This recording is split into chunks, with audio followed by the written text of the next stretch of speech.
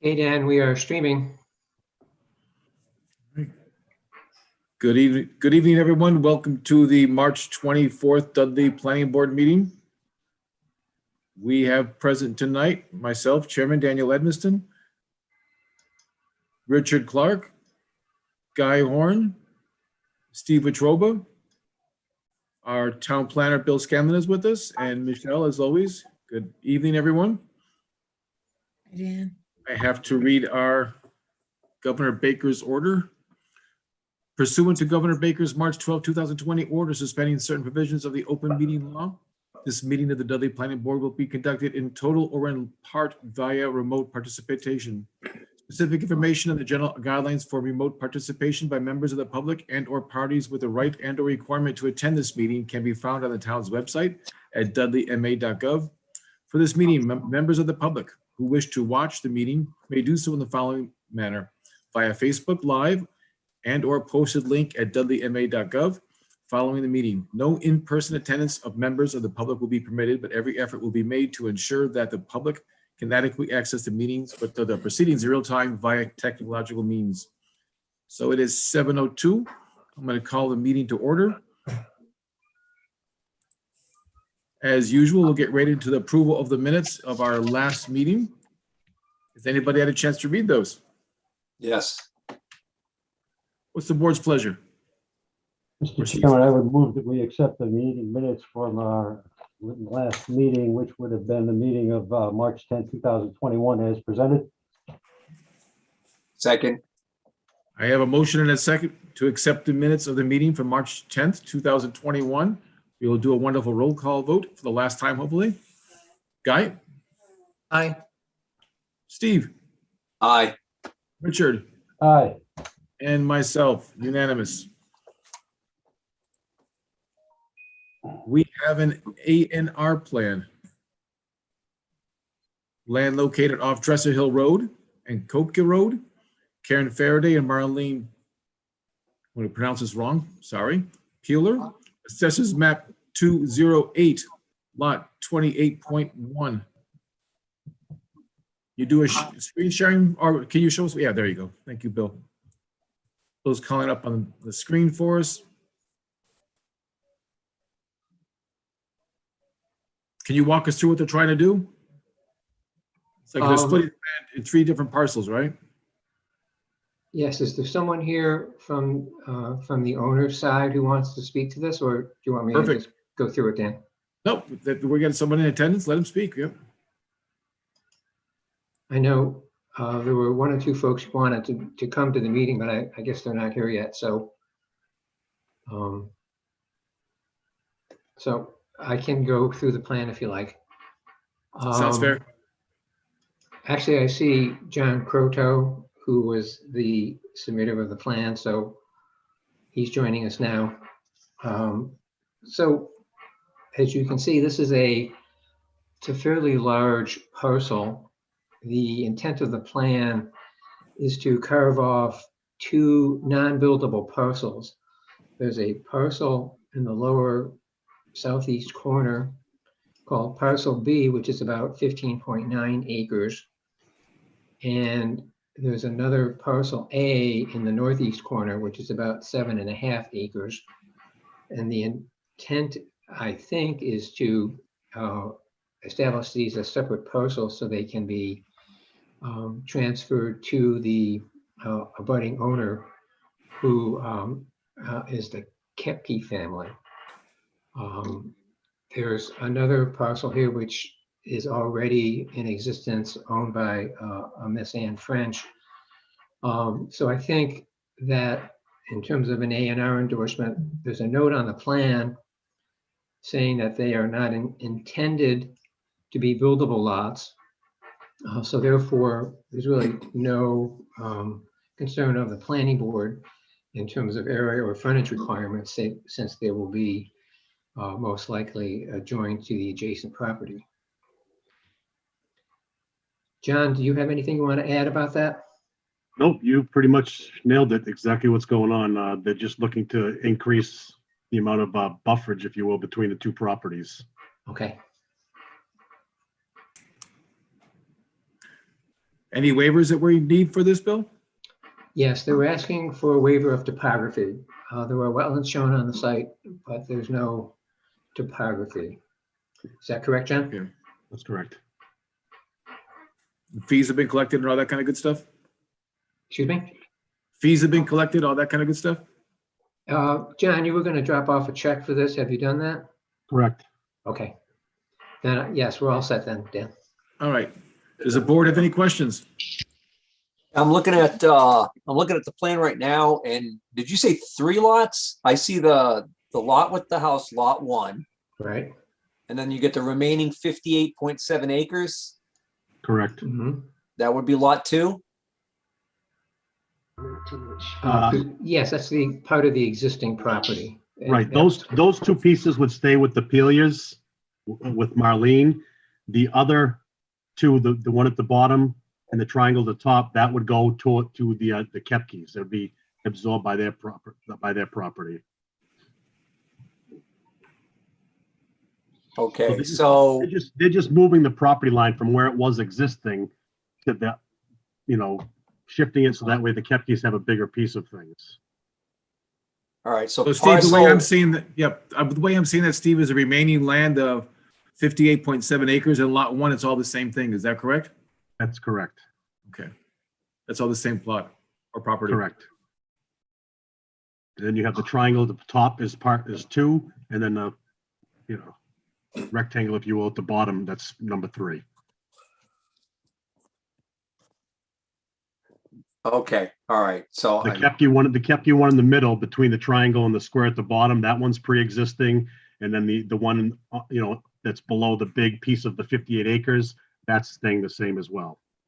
okay, all So right, the new property line would follow this line up here, Correct. follow up. This would be a new property line, That's correct. come over this way and down that way. okay. So lot 1 with the house actually already exists. I think That's that's where I correct. was, Yes. Yes. okay, that was where I was confused. I thought that was the one that was being created. Lot 1 is technically the 58 acres. Gotcha. Any other questions from the board? And we're looking for a motion to accept as an A&R plan? Mr. Chairman, I would move that we accept the A&R plan for land located off of Dresser Hill Road and Kobe, I'm going to mispronounce the name again, Kobe Road, as presented, Assessor's Map 208, Lot 28.1. I have a motion. Do I have a second?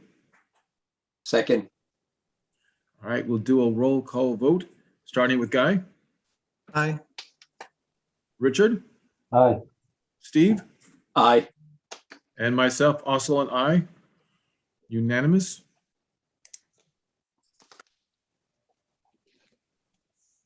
Short and sweet. Thank you very much. Thank you. I gotta find here we go. All right, so moving on to our next item.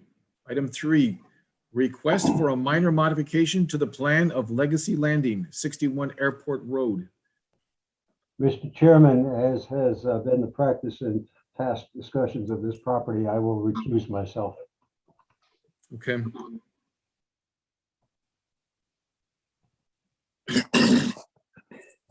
And With this- John Grenier is here representing the applicant tonight. Yes, I am. Thank you very much.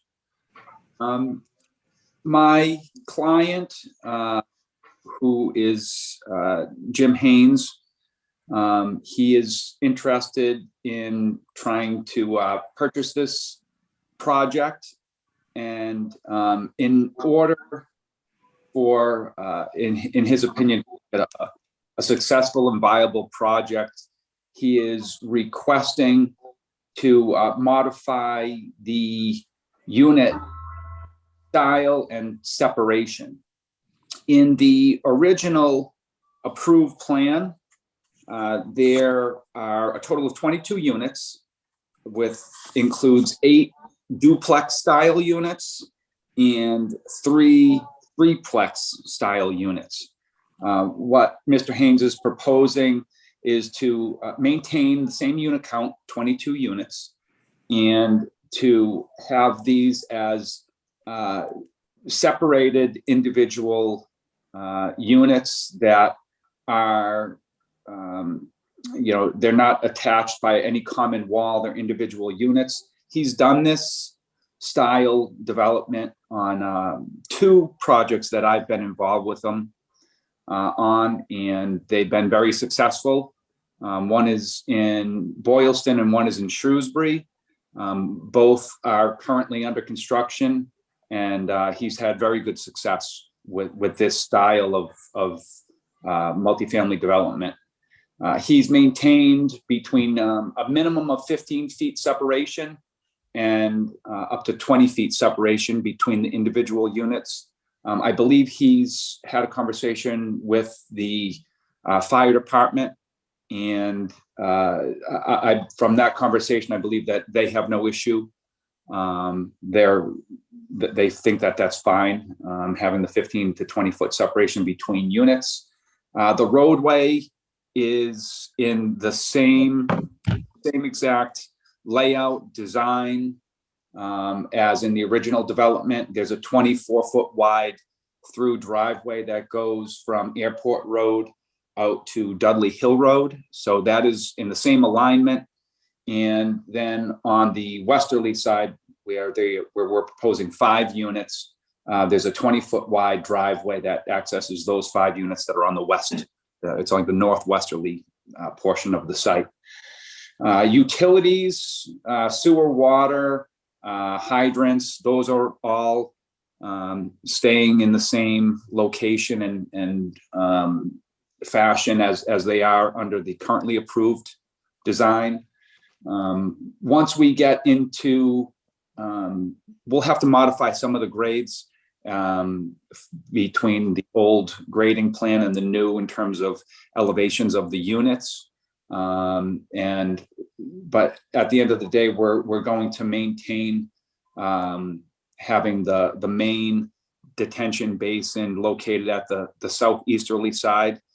We may alter the location where that gets transmitted from the roadway to that detention basin, but it will be of similar fashion to what is currently proposed and approved. So that's really the long and short of it. The main change is really going from attached units, both duplexes and triplexes, into detached single units for the total of 22 units. And again, this has been, this formula and type of development has been very attractive to buyers in 2 other projects that we've been involved with over the past couple of years. And we'd like to see this be a successful development in the town of Dudley. So with that, I'd put it to the chair with any questions or comments from the board members.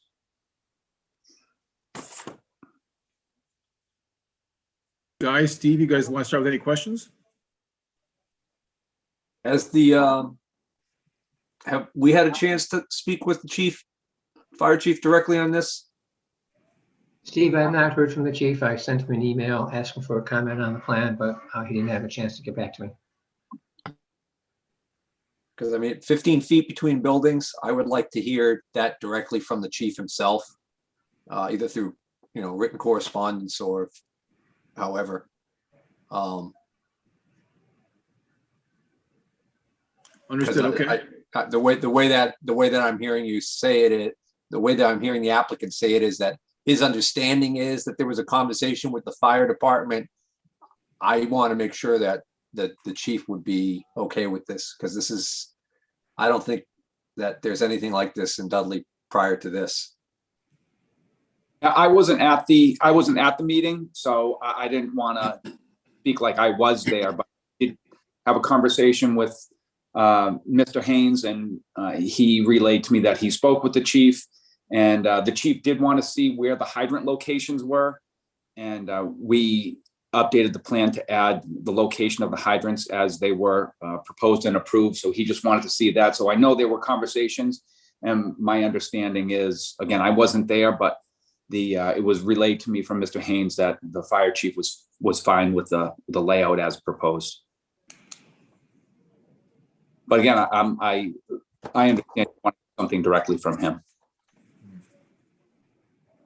Do you know any specifications on the building itself? Would he be using like cement siding or something like that that's fire retardant between the buildings? No, they would be standard, PVC and vinyl siding. I have another project that is developed in Shrewsbury where they're duplexes, and the units are up to between buildings, they're up to 10 feet apart. So I think once you get less than 10 feet, then fire code goes in where you have to have, the fire ratings between buildings where you have to double up the sheetrock and whatnot. But again, I've had projects work as close as 10 feet, and there's no special requirements building code wise for fire separation. Well, I would say that I would be in line with Steve. I'd like to see a letter from the chief that this is acceptable to him.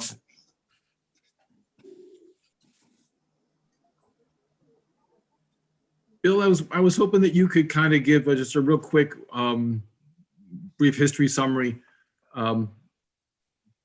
These units aren't on individual lots. There's really no frontage involved in this. You just kind of get into the brief reasons why this is. Well, this will be a condominium development. Each of the structures is all part of a common plan of development, so there are no individual lots. You may recall a couple of meetings ago, the board met with Randy Waterman from Waterman Design to talk about condition in the decision that would have required definitive plan approval. And since there are actually no division of the land into lots, and the road will meet subdivision standards anyway, the board decided that it would not be necessary to require a definitive plan submission. So this will be, all one development, and will be managed by a homeowners association when it's completed, which will be responsible for maintaining the road. It will remain a private road, and will take care of the open space and the public utilities in the development. And as far as open space, what we had before and what we have now, has anybody done the calculations to make sure that everything was stayed the same? Yes, we did. The minimum open space required is 50% open space. And as proposed, we're maintaining 55% open space. So we're in excess of what is required. Under what got approved the first time around? The 55%, 50, or was it more? It was very similar. I know we tweaked it a little bit just in placing the units, but I believe it was, I don't know if it was within 1% or 2%, but it was in the 55% range, if I'm not mistaken. John, when I spoke with Jim Haynes, he was saying that he would maintain the open space boundaries around the development. Is that true now that you've actually revised the plan? You can see there's this open space boundary that I think was approved in the original plan. Are you doing any work within that open space boundary? No, we are not. We are not. Okay.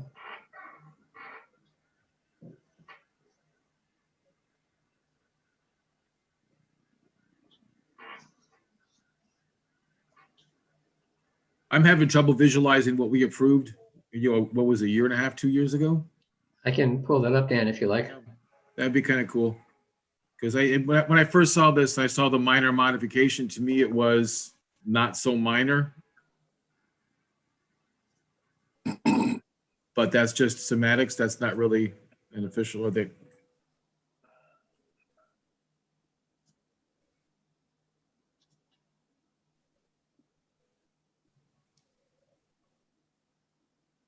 Is that being pulled up? I'm getting it now.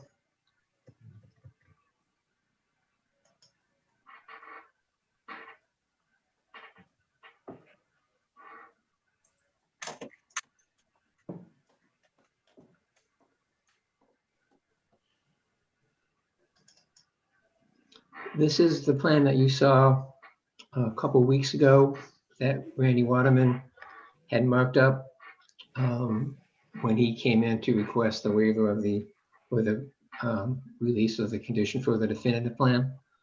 So you can see, for example, over here, these are duplex units on this part of the development. There are duplexes down here.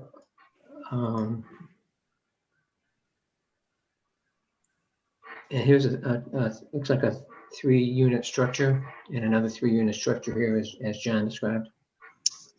And if you look at this plan, everything is over 20 feet apart, spaced out. Correct. 20.5 feet. If you also notice right there next to the units that have name. Well, if you look at the, what is that, lower left corner right there, there's 1, 2, 3, 4 parking spaces. That would be, I think that was designed for the open space, people who want to use the open space, is that correct? Yes. Yeah, and we don't have those anymore. They're not showing the new plan, were they? Yes, we're maintaining those. What about that? Right now it's on the screen, upper right-hand corner. You can just see the bottom part of it. What is the rain garden C sheet 3.00? And there's one here too. Yes, they're showing a rain garden that's capturing some of the sheet flow from the driveway. And then to the right of that on the sheet that you're looking at is the detention basin. So we would be eliminating that rain garden. But we're gonna have to work with some of the grading to make sure we treat the runoff and then get it into the basin. All right, but So Can you scroll up to Airport Road? Bill? Is there any Grading, parking up there? excuse me? Can you scroll up to Airport Road to see, was there any parking for the open spaces up there? No parking there, right? Okay. Can we go back to the other one then, so I can just make sure the parking is there? And then I'm noticing also that we had some kind of a barrier between driveway A and driveway B, so it wouldn't be a temptation for as a cut through or something. Yes, and we're maintaining a break as well. Okay. We shifted it a little bit just to accommodate for a driveway for some of the individual units, but there is that break there with the gate. And again, the road is in the same exact alignment.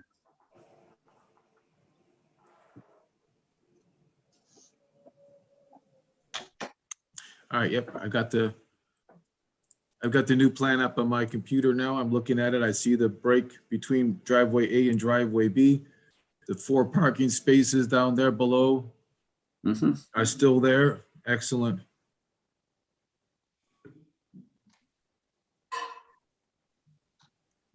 All right. So board, Steve Guy, I know Richard is reclused himself, but Steve Guy, any other issues, questions other than the distance between the 2 buildings, the 15 feet? We want to get fire department input. Other than that, we're pretty good. Yeah, I think a letter from the fire chief would be acceptable. So Bill, should we vote upon upon receipt of the letter from the fire department, or should we wait till next meeting to vote? hey, Dan, I had one other question. Go for it, Steve. I was just curious because we just approved that A&R. So I'm kind of trying to wrap my head around this. So technically, do they not own this part here where this driveway, it says driveway B up at Airport Road where it comes in? Because there's an existing building there, right? I think so. There's a garage, I think, that Yep. was going to be taken down as part of this development. Yeah, so my recollection was the A&R was basically dividing the lot or splitting it, so the existing two-story wood frame dwelling on Airport Road would be its own property now, and then the development around and behind it. Was that correct, Bill? Yes, so that actually created, yes, you're right, it broke off that house as a separate lot from the remainder of the property. And the additional lot that was created will be part of this legacy landing. And that lot that was created, the frontage will be where the new road will exit out onto Airport Road. Okay. But so technically there's a lot line. There's another lot line here that's not shown on this, correct? Because I mean, that is a separate lot. Yes, as of the last meeting, and presumably it's been recorded. Steve, I think there's some land missing towards the Dudley Hill Road side. Oh, okay, is that what? Yeah. All right.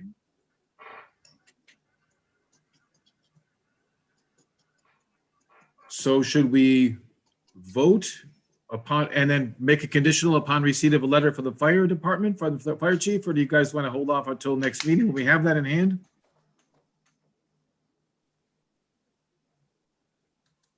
Nobody? I think that would be a reasonable approach, Dan, if the board's agreeable that, because this was intended to be a minor modification, I think, unless you feel that it needs to go to a public hearing, if there are, significant changes that you would like to see more detail, you would hold off. But I think if you're fine with the plan as is, as long as the fire chief is comfortable with it, then I think you could vote to approve the minor modification contingent upon the fire chief being okay with it. Yeah, so I haven't seen the two plans more or less side by side. My concerns about it being too much difference where basically set aside, looks like the visual shows that the open spaces are pretty much the same. Buildings we went from 20 feet, 5 inches, I think it was, down to the 15 feet, 15, wasn't it? Yep. In some Okay, cases. so we're looking for that. Otherwise, the roads were the same, and the parking spots, it looked like everything else is the same. So if one of the members wants to make a motion to accept upon, make it a contingent upon receipt of a approval letter from the fire department?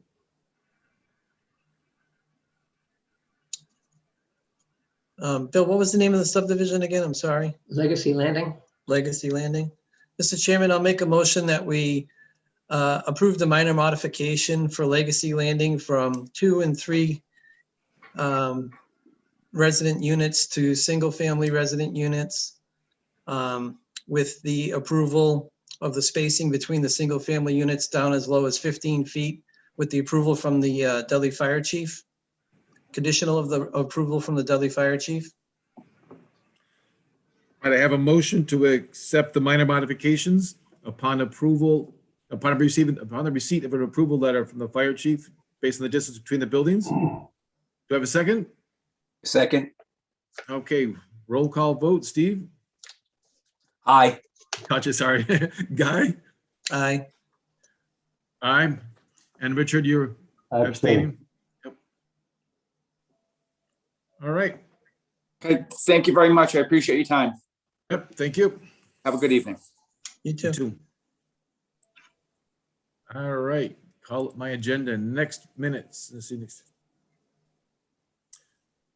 Item number 4, discussion of proposed zoning amendment regarding marijuana cultivation with Robert and Lynn Doherty, who are on the line and waiting for us. Thank you for your patience. Lynn, you're muted.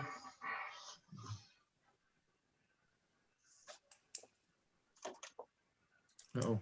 Still muted. Lynn, can you unmute your audio? Sorry, I had to mute it. I have geese right outside the window and they're very loud this time of year. We found this. Back in January, when we attended the first meeting, we were looking for some kind of a way to do outdoor cultivation of marijuana on our farm. Outdoor cultivation is legal in Massachusetts. And I believe at the January meeting, when I did my research, I showed at that point 6 outdoor grows, if I'm not mistaken. So I have to tell you, I went on the Cannabis Control Commission website. It's not the most user-friendly website. It's kind of like looking for a needle in the haystack when you're looking for specific information. But I was able to print the list of current cultivators, marijuana cultivators in the state as of, I believe it's March 2nd. I apologize because it was such a tedious process to try and figure out who was doing the outdoor grows and how large their outdoor grows were. I didn't get through them all, but that list, did you provide everyone with the list, Bill? I did, Lynn. I sent it to them today. So the list that he provided you, those are all the current Massachusetts marijuana cultivators. That includes indoor as well as outdoor. I believe I got to the point where I kind of uncovered approximately 3 tier 11 outdoor grows in Mass currently. I know there are more, but I didn't have a chance to get through to all of them. I know there are several tier 9s, and I did see, I think, 1 or 2 tier 10s. So there are quite a few large grows, and that map shows approximately how many cultivators there are in each area, in each county. So basically, the way Dudley, I guess, wrote up their bylaw as far as, marijuana was concerned, you allowed for cultivation, but it looks like the cultivation would be in the mill district. Am I correct, Bill? Or Yes, all marijuana uses are only allowed in the mill conversion overlay and in the industrial 130 district. okay. So the problem with outdoor cultivation, you really can't cultivate on an old mill property. By nature, most of the old mill properties have some kind of contamination on site, and they are very stringent about how cannabis is grown. You can't use pesticides, you can't use anything other than organic means to make these things grow, because they will literally, whatever is in the soil, they will pull it out of the soil. Matter of fact, I don't know if you guys are familiar with how they're cleaning up Chernobyl. Is it in the Czech Republic? Or they were literally planting marijuana to pull the chemical residue out of the soil. And it works. And it works. And I will tell you this too, a while ago, we were reading something, I think it was in the Webster Times. There was a mill, I believe in Dudley, that you guys are trying to clean up. I don't know how you're going to get through the logistics with MDR, because they're not fun to work with. But if you could get somebody to grow hemp over there, I think you'd be a lot better off cleaning up the soil with the hemp. Even if you have to burn it at the end. Which you probably would, because it would be contaminated as a result. But anyway, I digress. So I've been kind of going back and forth with Bill, trying to figure out what the best way would be to approach this this little conundrum that we're in. We definitely, we've been growing hemp for the last 2 years. We told you that. The plants were beautiful, and through no fault of anything we did, for the most part, they went hot and had to be destroyed. And another item I would like to bring up that I read on the Cannabis Control website, I believe, I don't know if it came out in February or March, but they talked about the fact that over 40% of the hemp crop in the state of Massachusetts in 2020 had to be destroyed. So it wasn't just the authorities that lost the hemp. It's just the nature of the beast right now. We've actually gotten to the point where, we have very good luck growing the plant.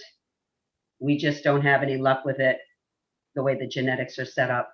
We have a marijuana facility in Central Mass that's approached us. they would buy whatever we could grow. So we have an opportunity to do this.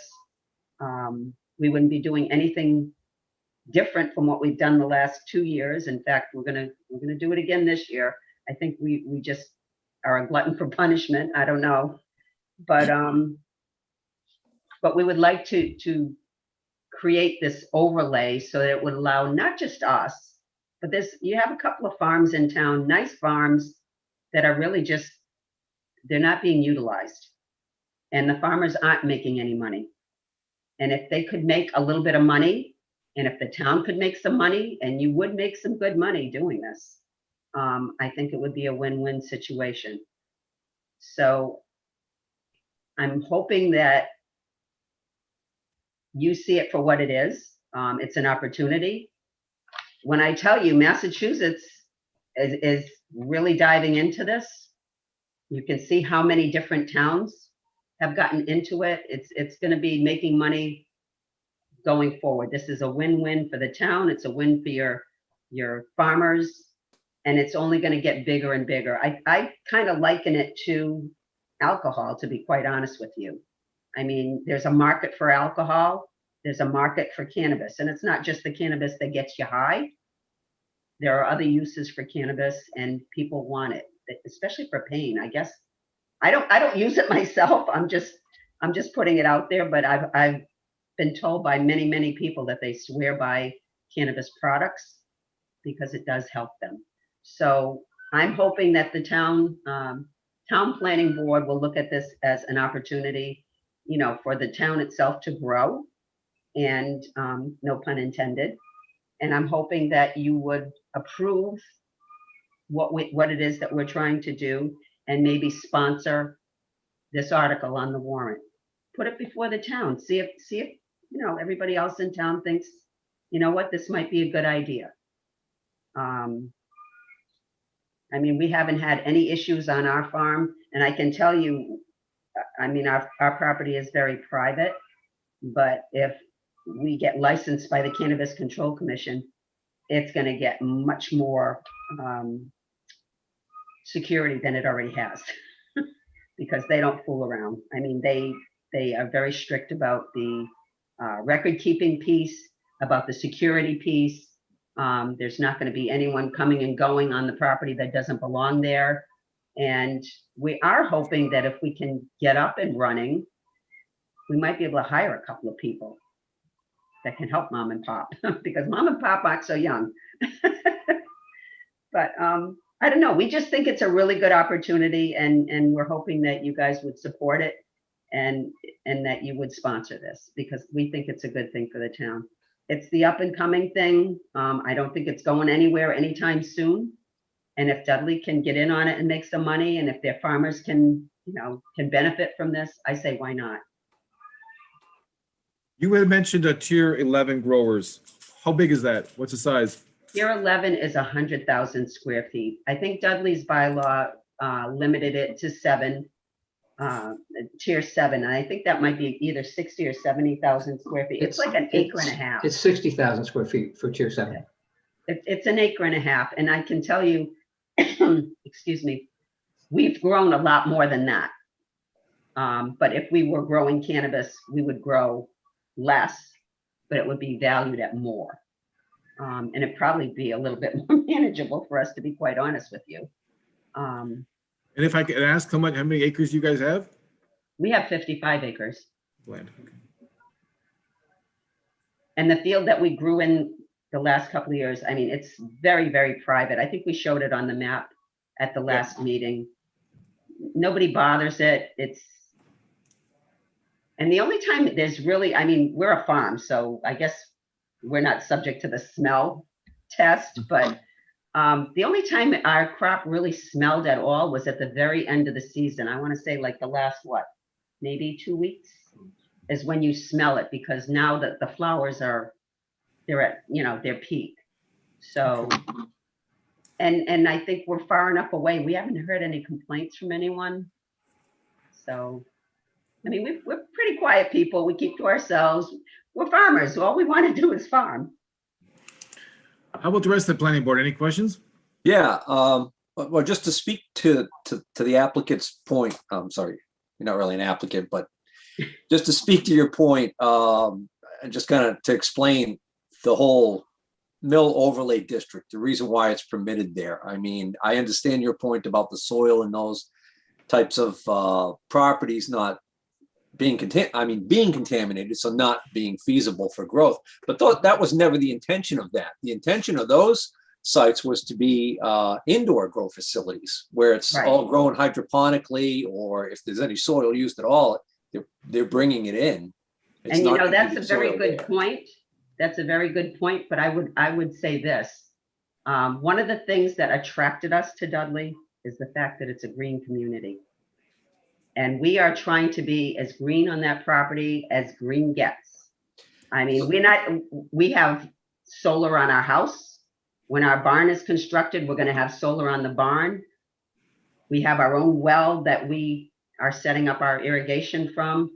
We're gonna be self-sufficient, and we're not gonna be using any resources, any natural resources. When you say an outdoor grow facility, Mhm. if I have a farm and I set up an operation like you're talking about, if I grow the stuff inside of a greenhouse, is that considered an outdoor grow facility? No, No. no, it is not. So you're No, an talking outdoor about, grow, you're planting the plants or the seeds in the ground. okay, You tend them all season. The only light they're getting is from the sun. So you are at Mother Nature's mercy, but at the same time, the plants grow better, they grow healthier. And again, when you grow cannabis, like, you can't use chemicals. You can't use too many different fertilizers. I mean, you can use organic stuff, basically. It has to be OMRI certified. So, because people will ingest this in some form sometimes. So essentially, you're growing it with sun and water, and probably chicken manure. But I mean, you have to, as a result, you have to give these plants a lot of room. That's why. how is the crop handled after you harvest it? Is it like, do you cut it and it literally goes on trucks and leaves, or does it That's stay what's there and gonna get happen. dried? That's what's gonna happen going forward if we can do this, yes, because the way we were harvesting before was A lot of work. brutal. That's being kind. But yeah, all they want us to do is grow it. Once it's ready for harvest, we cut it down. They send their own trucks down. They load it all on the trucks. All of the paperwork is done, and then it ships out. We're not going to process anything on our farm. We're not going to make any products. We're not doing anything. We're farmers. We're growing. Have Mr. you Chairman. spoken Oh. to any other farmers in town and heard anything from them about their interest in getting in on this? I talked to 3 farmers. 2 of them were very positive. One was not nice at all. I'm not going to name any names, but not nice at all. And you know what? I get that some people still have heartburn with it, but let's face it. I mean, it's kind of like, I don't know, some of you guys are pretty young, so I guess I'm dating myself, but think about prohibition. When prohibition ended, people were losing their minds. You cannot allow people to drink. Guess what? People drink. Yeah, I Everyone personally, I'm doesn't, but beyond people that. drink. I'm beyond that stage as far as the philosophical argument. I'm not even going to bother trying to have that anymore with anybody. So I'm just kind of curious, did any of the other board members catch Monday night selectmen's meeting? Mr. Chairman, if I may, to answer Mr. Wetruba, yes, I did. And I think where you're going is with Fish Road. If I Yeah. may, I do have a couple of questions for the Dohertys, if I could get back to that if possible. Mrs. Doherty, Mr. Doherty, I appreciate your efforts, and obviously you're on the small end in terms of this business, and we've already approved what would amount to a very large producer in town, and a not quite so large producer on Fish Road, as Mr. Wetruba has already, I think, alluded to. Question for you, is the crop that you're going to raise intended for medicinal purposes? You mentioned this has some healing properties or curative properties, or is this just recreational, or is there a mix in some way of distinguishing I between? believe the company that we would grow for does both. And they're looking, because they've asked us to grow hemp, like different strains of hemp. And I will tell you this, after being burned 2 years in a row, I have no desire to grow anything for CBD or the other cannabinoids. We're going to grow CBG right now because that doesn't go hot. That's what we'll grow this year. But they want to process and pull out these other minor cannabinoids because they do have medicinal properties. They are good for pain. They're good for, what's the word I'm looking for? Like people that are anxious. I don't, Anxiety. Yes, they use it for various things, but they're not to the point where they medicate you so that you're, you don't know what's going on. I mean, it's just enough, I guess. I heard the term that takes the edge off. I guess that's the best way to describe it. Okay, if I may, the they that you've referred to, you made mention of that several times. They, I assume, are licensed in the state of Massachusetts and The licensed not company only that to. we're I'm sorry? going to sell to? Yes. Yes. Oh, yeah, they're already licensed and they're up and running. I'm sorry, can you identify them by name? Or is that something that's still to negotiate? It's not really in negotiations. We didn't ask him if we could. Yeah, we didn't ask him if we could reveal it. Okay, well, I'll leave that to your discretion. I know that mention has been made, and some people have already got past this in the philosophical sense. I had occasion to hear former Congressman Patrick Kennedy speak about marijuana, and I don't know, Mrs. Doherty, whether you've had any opportunity to hear him. He's a man who has suffered from addictions from a number of years and is adamantly opposed to the growth of marijuana, at least as far as recreational purposes are concerned. I found him to be very articulate, very forthright in terms of his presentation, and I understand that this is like trying to get in front of a bulldozer that's going downhill, but my intent, if this comes to a motion before the board, would be to abstain. Well, let me say this. I'm former federal law enforcement, okay, 29 years. I have children, I have grandchildren, and I have had dealings with other federal agencies. People tend to, what's the word I'm looking for?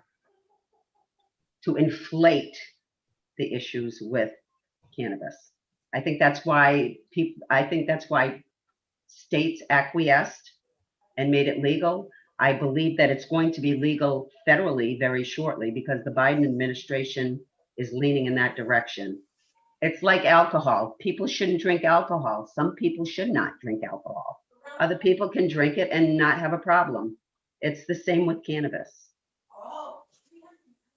I respect your opinion, but again, it goes back to that.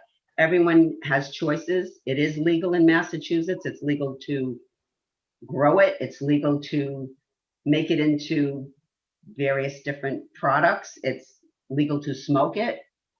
It's all up to you if you're an adult. And in Massachusetts, you as an individual can grow 6 marijuana plants legally on your property, 12 if there are 2 adults in the household. We're not looking at that. We're looking at commercial growing. And it's going to grow I have a question and it's going to leave. I have a question for Bill, actually.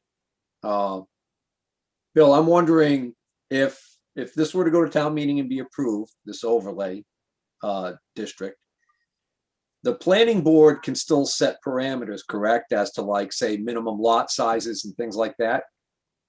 Yes, it would require a special permit.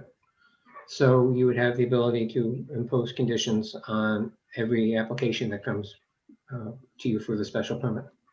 Yeah, but what about conditions that would be required before, regardless of who the applicant was, I guess, as opposed to having to say to every applicant, you have to have X amount of space?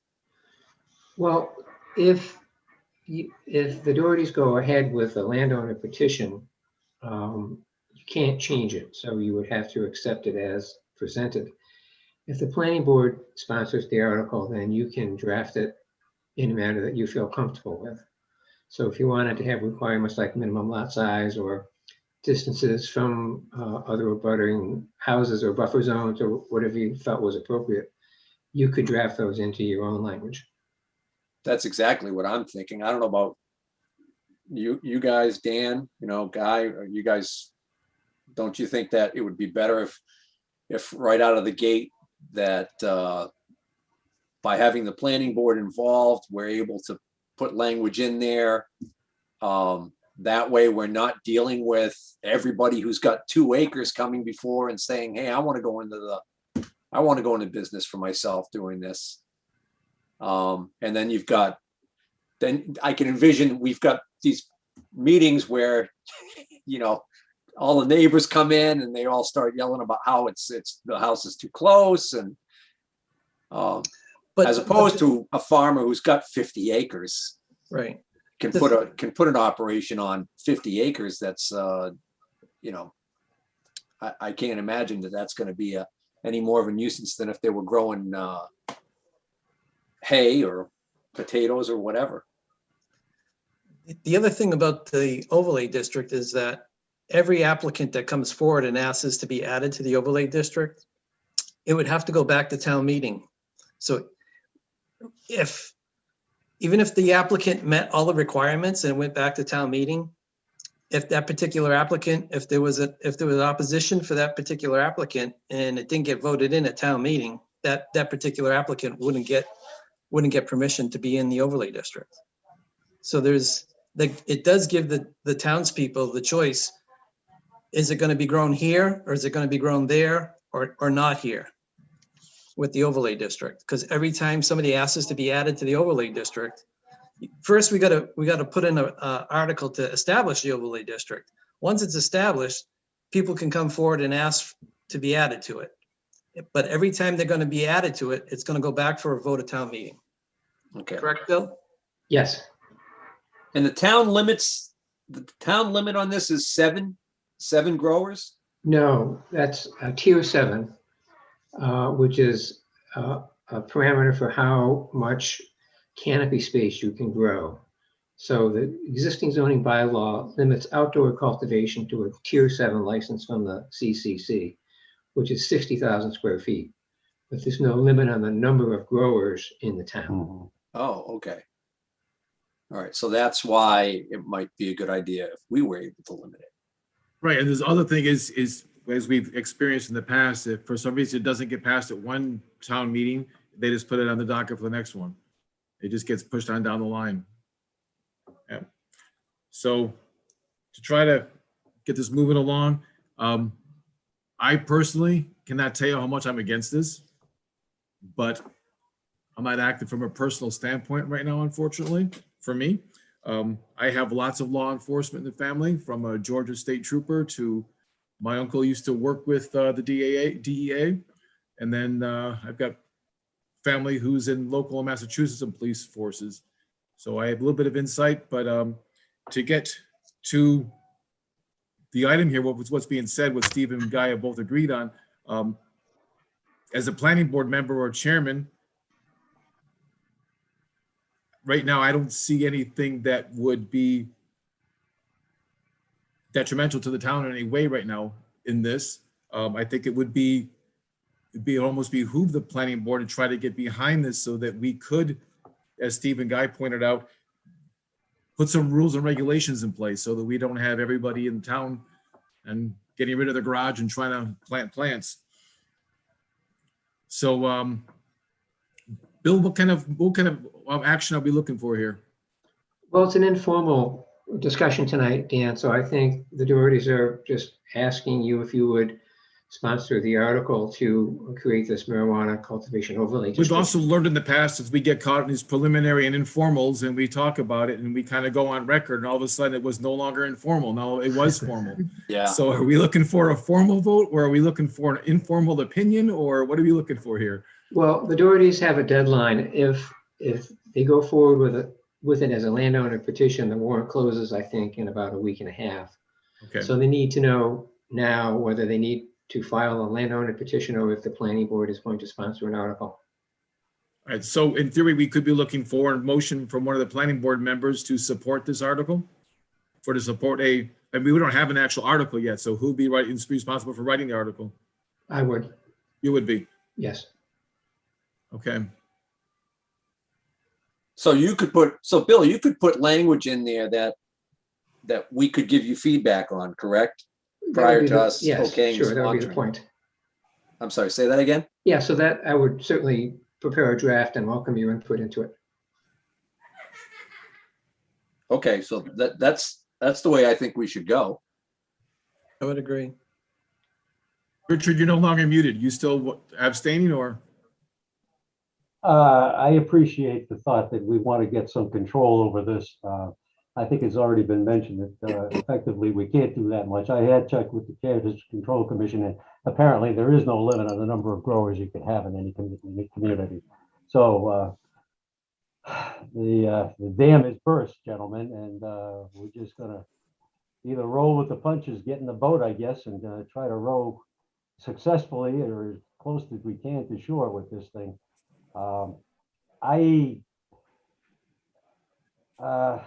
Again, this is not something near and dear to my heart by any stretch of the imagination, but I Richard, do look at it appreciate- this way. If we put in a limitation and said you have to have a minimum of 25 acres to do this, boom, Well- right there. I just limited the number.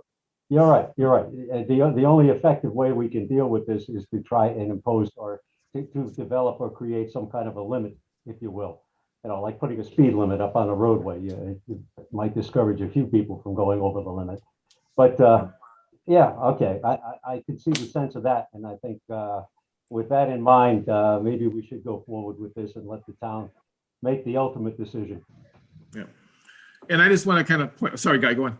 Do you want to say No, something? I agree. I agree with Mr. Clark. Okay. But just a word of caution, if we decide to put a limit on it and set it at what you want, 25, 24, there's gonna be someone with 25, 24.1 or 23.5 acres who's going to challenge that at some point in time. And then we have to start talking to town council either before or after to try to find out precedent, why we made that number so arbitrary or not arbitrary. So getting behind this could cause some temporary relief from limiting it, but eventually, until precedent starts to get set, we're going down, in my opinion, a slippery slope. All right, so board want to make a motion?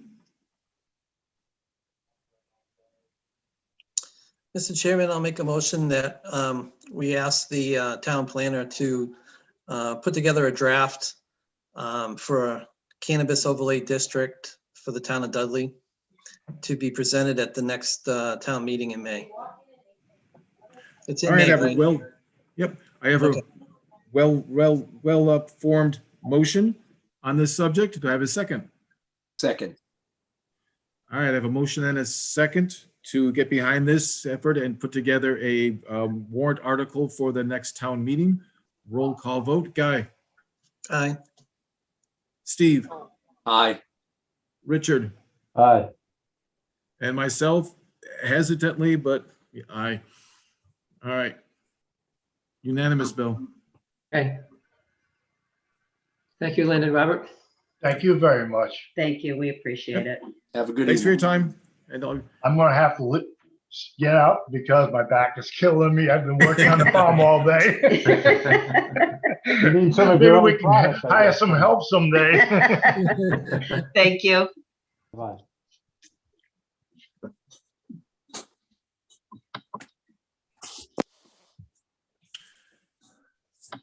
so, Bill, I know that we have an agenda and we have items printed in order. Do we have to stick to that order? Well, we have some folks from CMRPC who've been waiting, Dan, so you Yeah, could. yeah. understood, but I correct me if I'm wrong. That's going to take a lot longer than our other guest, right? Yes. So if Gemma, gonna just touch base with you real quick. We have an item under one of our subdivisions. I just want to touch base real quick on, we're trying to get it approved or to get it before the town meeting to get it approved There's a couple questions about some guardrails that shouldn't take too long to clear up. Would you mind terribly if we tried to get that taken care of in the next 5-10 minutes? No, that's fine. That's fine with me. Okay, thank you. All right, so Bill, you want to introduce and get this one rolling? Yes, Dick Andrelevich is here virtually in the meeting. The thought is to just sort of talk informally about Tobin Farm, which, as Dan mentioned, will be coming up to town meeting for acceptance. The board has had a couple of questions about guardrails, so I invited a representative of the development to come tonight to speak to the board about their understanding of the guardrails and for the board to ask questions about it and hopefully come to an understanding of how to move forward.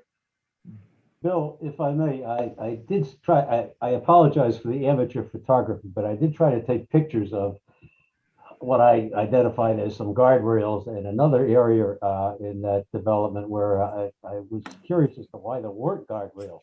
I don't know whether you have those available or not, or, I mean, you may have looked at them and said they're not, ready for prime time, and I can very well understand that. But I thought we had a problem, Richard, with my receiving those photos. Okay, no, that's quite all right. Again, I'm not Matthew Brady by any means. Do you want to describe what they were about? Well, I believe the one that raised the question was, I think it's on Tobin Drive. There is an area there where there's some sort of a retaining wall on either side of the road. There is no guardrail, but there's a rather severe drop off. There's some vegetation, I guess, would slow something down, but certainly not a vehicle of any size. On the other hand, I think it's on Nellie's Way, is it? There are rather substantial guardrails on either side of the road, and it looks very much like the same topography as you find on Tobin Road. In other words, that similar drop off. So I'm just wondering, are we missing something on Tobin that we have on Nellie, or have we overbuilt on Nellie and what's required to do so? It's actually not Nellie's Way. Not Nellie's Way. No, I keep forgetting the name of it. There's a little short street that runs from Nellie's Way to Stebbins Drive. Summer? That's it. Okay, you did see though that there were guardrails. Summer has the Nellie's existing Way, guardrails. Yeah, okay. And Tobin Drive does not have the guardrails. What you're describing as the retaining wall, it's a wetland crossing. Yeah. Bill LePage and I went out there last week and we dropped a tape measure off that wall on both of those, on both sides, on both of those drives. And we looked at it. There's not much difference in height. So the question was, if they were requiring guardrails on Summer, why wouldn't they require them on Tobin? That's the question that, we were batting around in the hope that maybe, well, if the drop wasn't as bad over on Tobin Drive, then maybe that would be the reasoning behind not having to put them up there. But I think the answer, and I got to tell you guys, we went to almost 10 o'clock that night with that meeting. And as soon as I got off, I went online. And the town just revamped the website, so you can't even do this now. But a couple of weeks ago, you could go online and you could look at minutes going back, planning board meeting minutes and videos going back several years. I think I went back to 2017. I watched a lot of videos on this, a lot of meetings. Guy, you were actually chair at a lot of those meetings. And the thing that kept coming up, and Guy made some really good points. At the time, the big sticking point was sidewalks, the lack of sidewalks, the lack of completion of sidewalks. And the talk was, we're kind of in a pickle here where, if we accept the subdivision as it is, and the sidewalks aren't completed, that somebody could come in, and my understanding was that this actually happened in another town somewhere where a handicapped individual moved into a house, or they had a family member that was handicapped. There were no sidewalks in front of the house. Sidewalks were supposed to be in that subdivision, so they were able to go and actually force the town's hand, and the town had to pay to put sidewalks in. Does that does that sound familiar, Guy? I don't know if you remember the Well, details. let me stop everybody for a second. Okay, there's been a question asked about the guardrails. And Sure. now we're talking about sidewalks. So let's take one thing at a time and allow the answer to be given about the guardrails. Mr. Chairman, my name is Dick Angelovich. I'm the president of Ramco Construction. It's kind of a peculiar way how I got involved in this project.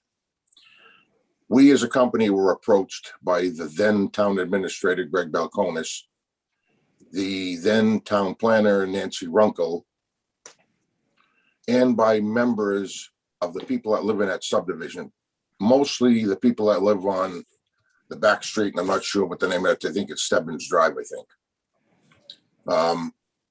The town planner and the town administrator came to me, we had a meeting up there.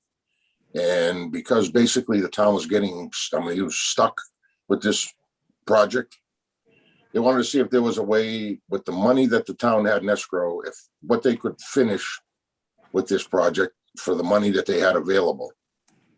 So this is what we do for a living. So I says, listen, I says, before I can give you what I'm going to do, I said, what I would like to do is I would like to meet with the town administrator, with the town engineer, who is Jeff Walsh.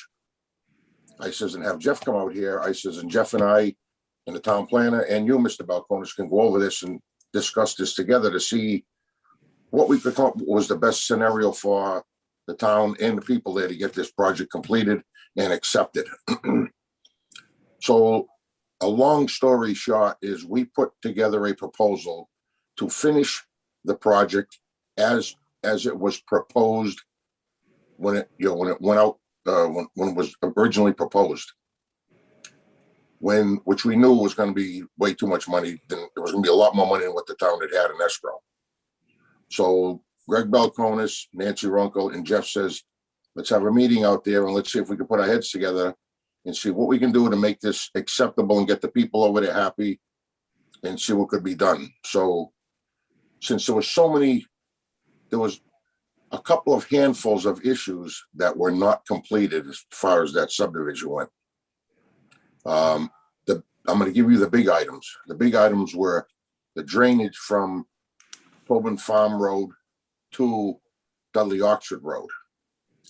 There was two catch basins at the end of the road. There was a manhole that was supposed to be installed.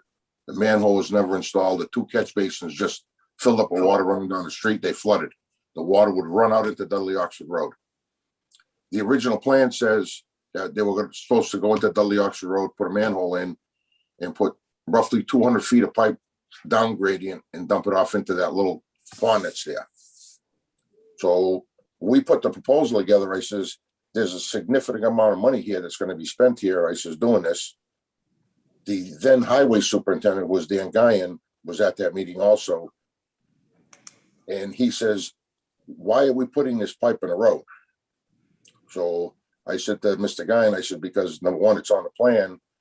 I says, do you have an objection to that? And he says, well, it seems to me that the town, that there is not enough money in escrow here. And I says, you're absolutely right. I says, we're going to try to find a way to alleviate as much of this as possible.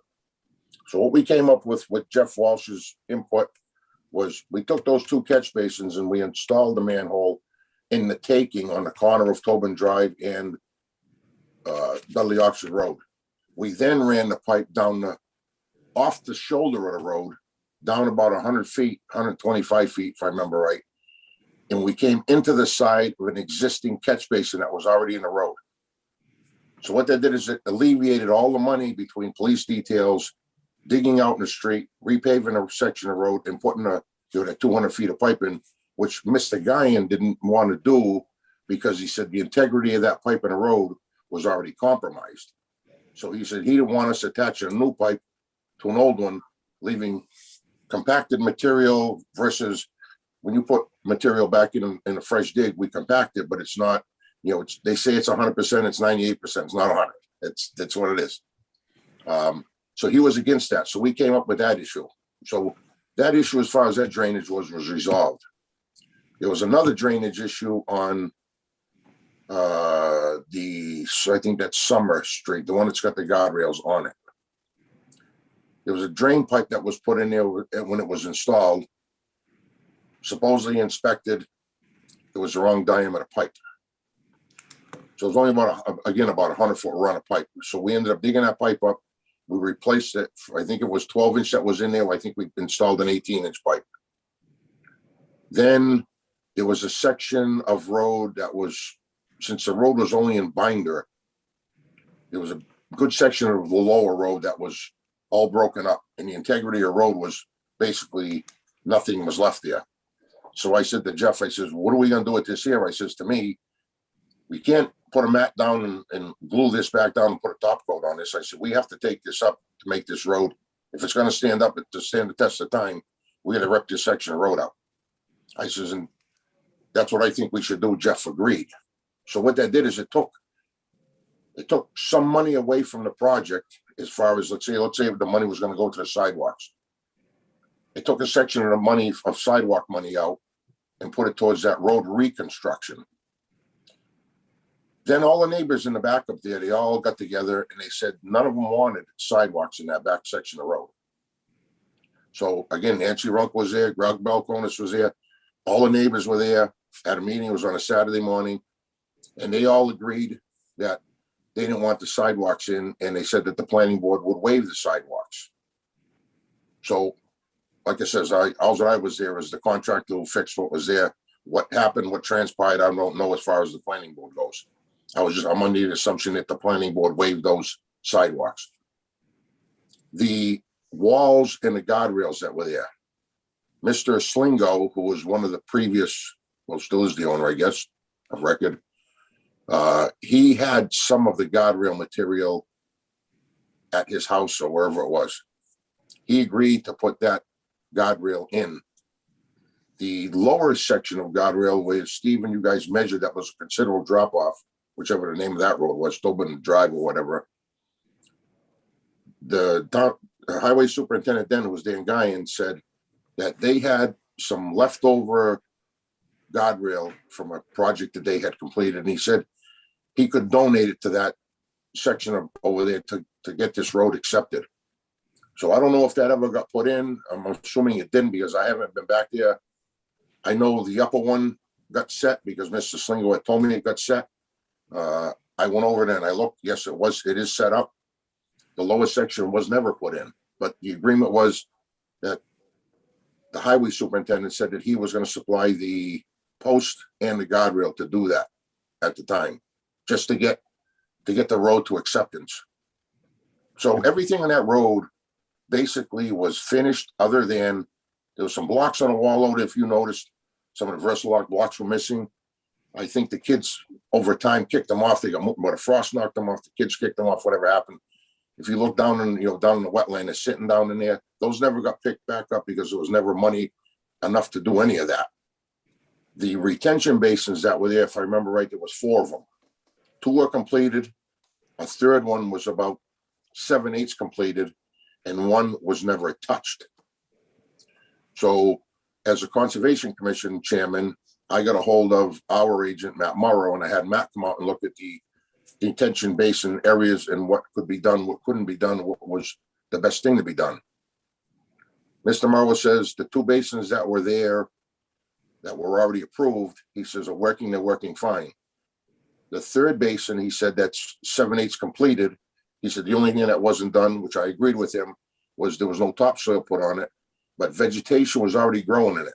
So from a conservation point of view, it was already stable. So since the lot next door to the access to that property belonged to Mr. Dudo, who owned that land originally, Mr. Dudo sold that land to Mr. Tegas. Mr. Tegas went and finished, he planted grass on that lot. So we had no access to that detention basin. Would Mr. Tegas have granted us the right to? Yes, he would have. But again, going back, that detention basin was already stable. It was already working. We weren't going to go in there, and it's from, like I said, a conservation point of view, to put down 6 or 7 more loads of loam to grow some grass on it when it was already, vegetation was growing there. The one at the bottom of the hill by Mr. Lavoie's house was never touched. The water goes out into a wetland area.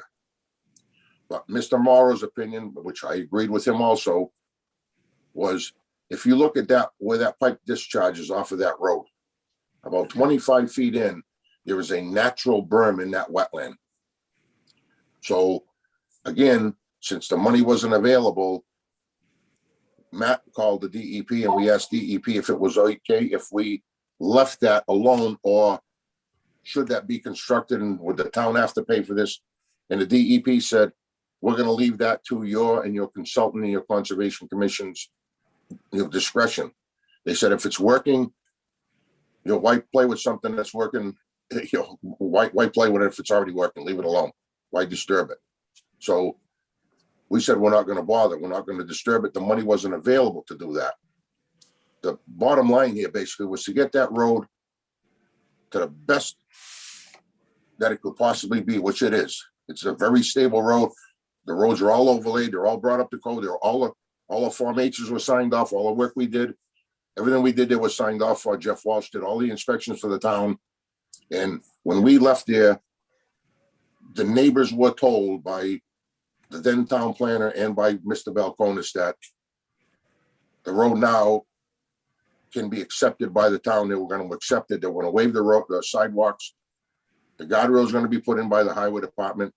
And the only thing that was left to do was Mr. Slingo was going to put the bounds in, which he did do. He did go up there and put the bounds in. And Mrs. Runkle at the time said that there was $12,000 or $13,000 left in an escrow account, and a separate escrow account for that project where they could have the MyLars done. So Jeremy Croder, who was on just at the beginning of the meeting, he is the one who did the MyLars in the as-built plan for that project.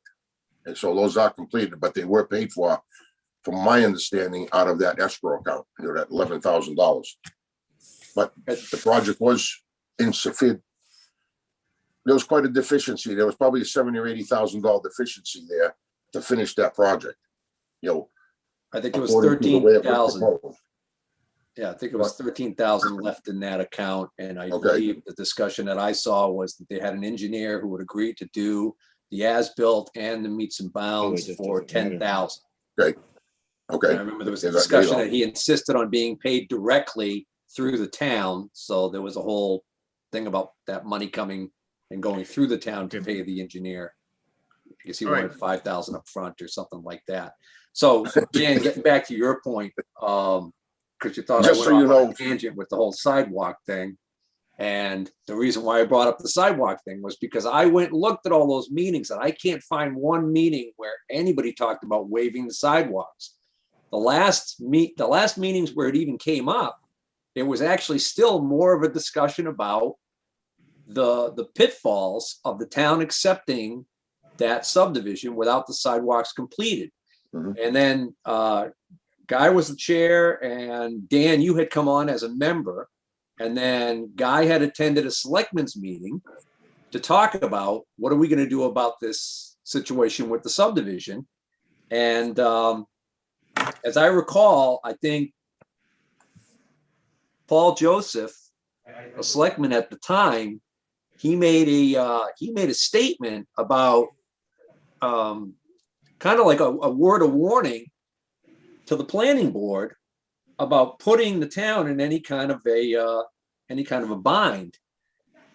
So I didn't see anybody offering any solutions here. I think it's a real pickle. And I understand, Dickie, I understand what you're saying, Yeah. that, Dan Guyon said, oh, that the town will take care of the guardrails.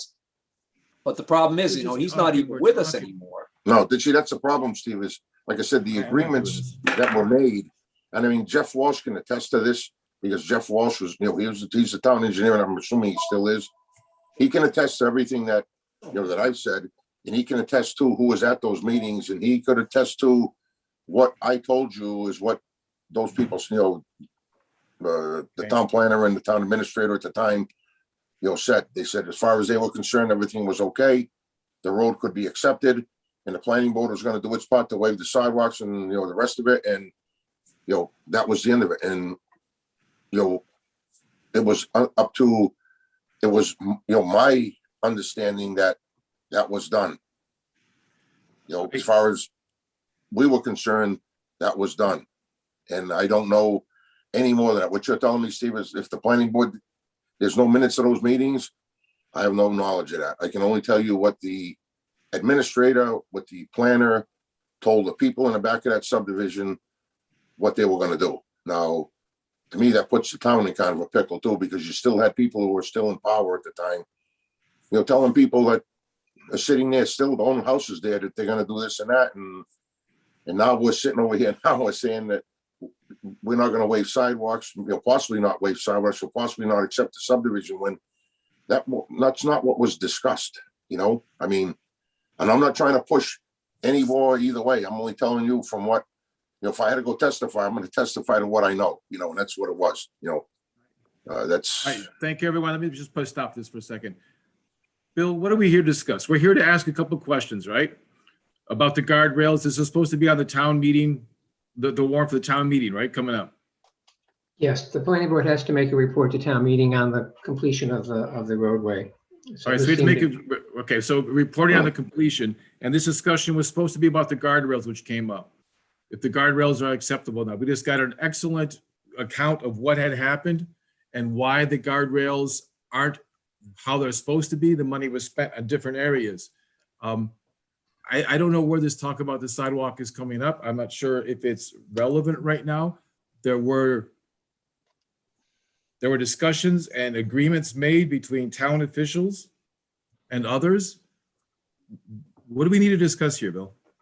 I mean, I don't want to go back and forth anymore just because he said, she said. I want to know what we're here for, what we're talking about, so we can move on. Well, I think the issue is whether the planning board would support the acceptance of the streets. So if you're not comfortable with this, with the guardrail issue, then that would have to be fixed somehow. If I you don't- personally just heard an excellent explanation for how the town and Mr. Adrelis took care of everything, made sure that we have drainage piping that was missing or is taken care of, binder was repaired, streets are in excellent condition. We had some work done on the retention basins, and those were the items that got taken care of. That was the agreement made. So I don't know. And then they came about the guardrails, which I just got for my opinion, a satisfactory explanation about. Is the planning board ready to accept this and have it go before the town meeting or not? Mr. Chairman, just one more thing. There was a letter sent. There was a letter sent to the planning board or whoever from this the highway superintendent after Mr. Guyan. Vin Paletta was his name. He had wrote a letter also stating that he was in favor of that getting accepted, because that was, again, that letter came from him and went to the town. I know that for a fact because Vinny had told me that he had brought the letter over to, I don't know if it was the then town planner, whoever, whoever it was, but Mr. Yeah, Paletta I do did write have a that letter. Right, I do have that letter. Am I right, Bill? Yeah. Yes, Okay. correct. Okay. Mr. Chairman, if I may, we did have, as you noted, we've had a very lengthy explanation as to what has happened, but we really seem to be kind of short on what didn't happen. I saw that memo flash up back for July of 2018, I believe, from Don Johnson. Waivers requested. Is there any documentation to indicate that those waivers were ever approved? And I think that's where we fall short, because it looks like when Mr. Wetruba's research, whatever was proposed, whatever was discussed, whatever Saturday meeting might have taken place, or whatever show of hands there might have been. Yeah, I don't mean to open up a can of worms here, to but prove that this actually occurred, or if anything is binding or has been agreed to in a proper forum. we have two board members with us tonight that were on that board.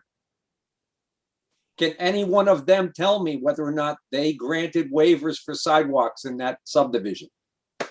I don't remember ever granting them, but I do remember going to a Board of Selectmen meeting and asking what to do. And I was told by the Board of Selectmen to just grant the waiver for the sidewalks. They would take responsibility. Mr. Chairman, I remember that guy. I think everybody's recollection, and we're talking things that were months, years ago, if you will. I think we need something in the way of a document. I don't think, I'm sure Mr. Horn is very accurate in his recollection, but there's just too much that seems, loose ends, too many loose ends, if you will, here. And we need some kind of documents. There had to have been, if there wasn't any action taken then we need to determine that. If there was action taken, we need to determine what that was, when it was, and was that appropriate? I know there was one other person who went with me to that meeting. Dan, was it you that went with That me? was me. I was there with you guys. So we were in the office of the Board of Selectmen that night. There was only, Right. I think, 2 or 3 members of the Board of Selectmen that came to that meeting with the town administrator, and they just said, we have, we got no choice in this matter. Let's just waive the sidewalks. And I said, okay, we'll waive them, but I don't ever remember it coming to a meeting. That was a public selectmen's meeting? No. No. Well, that would was an explain ad why I hoc can't meeting, find as it. You describe it, Mr. Horn, which had no legal standing as far as I can determine. But that's what they instructed us to do. Well, yes. Guys, I'm walking. Bill, since this is taking on a life that I did not expect based on the meetings that we've had before, which is supposed to be about guardrails, is it possible for us to table this right now, for us to thank Mr. Andrelowitz for being here, and then to get back with Gemma and her team and then come back to this at a later time of the meeting? Sure, Dana. Yeah, and I think maybe with Michelle, could do some more research on this question maybe, and I'll bring it back to you at the next meeting with whatever official actions the planning board took. Okay. Bill, could I say one more thing, Mr. Chairman? I think the people in that subdivision, I think their hearts are set on the fact that they've been told that this was going to be accepted at this town meeting, and I'm not trying to make light of this to anybody or words in anybody's mouth. I mean, those people told us some certain things, and I think I'm not trying to steer your vote one way or the other, because it doesn't make a bit of difference to me what happens here. It's just that I'm only giving you my professional opinion, what happened there. I can tell you what happened there. I can tell you who was there, who said what was promised, what was said. And I think those people deserve, they're taxpayers in town like the rest of us. I think they deserve an answer. If it's going to be accepted, that's great. If not, I think somebody should tell them in a letter or whatever, saying, we're going to do some more research and it's going to be accepted in the next May's town meeting. But at that point, it becomes an issue of who takes care of the road then too. Yep. Because I'll tell you this, the last 2 years, it has been me. I don't get paid for it. I did it as a favor to Tom. I've been doing it. Who takes care of Misty Meadows? I think the town does that. Yes. Right, that was my understanding, that if the road didn't get accepted, my understanding was that the town would end up doing it anyways, as far as snow plowing goes. All right, so if I don't need a motion, I'm going to table this. Mr. Andrelowitz, appreciate your time on very this welcome, and Mr. everything, Chairman. and all your history on this, Thank you. and as well as all your snow plowing. Appreciate it. Yeah. Thank you. If you need anything else, let me know. Okay, thank you much. Thank you. All right, Gemma, I owe you and your team a huge apology. I did not expect that we take that long. I'm sorry for going out of order on this. So if I can just get to my agenda real quick. We're going to go back to item number 5, discussion of the Complete Streets program with Gemma Wilkins of the CMRPC and her team. Once again, my apologies. Yeah, no worries. Bill, can you give me the ability to share my screen? Yes. So first, I just want to thank everyone. There's been a lot of time spent on this plan, and I know, you're doing double duty as the working group for the Complete Streets plan, as well as being the planning board. So I really appreciate all that time. You should be able to do that now, Gemma. Yes. Okay. Oops. Come on. There we go. Can everybody see the screen?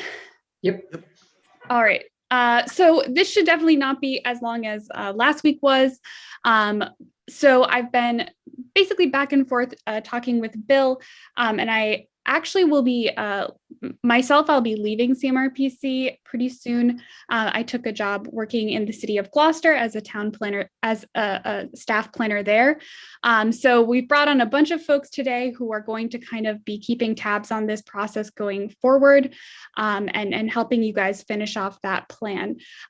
So we kind of with Bill, we kind of shifted around how things would be moving forward, just so that I would have the time to make sure that all of that information is communicated. And then I also, last time we spoke, there was some questions and some, wanting to really look at the actual grant program itself, which, we talked about the first time we met, which is a really long time ago at this point. And now that you're, into the planning process, you kind of know what you're looking for.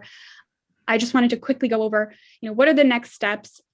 What is, involved in actually applying for funds at the tier 3 phase. And then I mentioned a couple times as we've gone through this, that there's a handful of other grant programs that you might want to look at to either supplement or kind of combine with Complete Streets funding, or down the road as you kind of think about, your pedestrian and bike networks in town. So today I have with me Faye, who will be, working on finishing up your plan. She's been, on board this whole time. I have Ian, who has worked with you guys on CDBG, and he'll be communicating when I leave back and forth with you and with Bill. And then I also have our Deputy Director of Transportation at CMRPC, Sujatha, who's here to kind of answer questions about some of those additional grant programs that you could explore more, and also any other questions about sort of that transition. All right, so, okay, just quickly to overview the kind of outline of this grant program.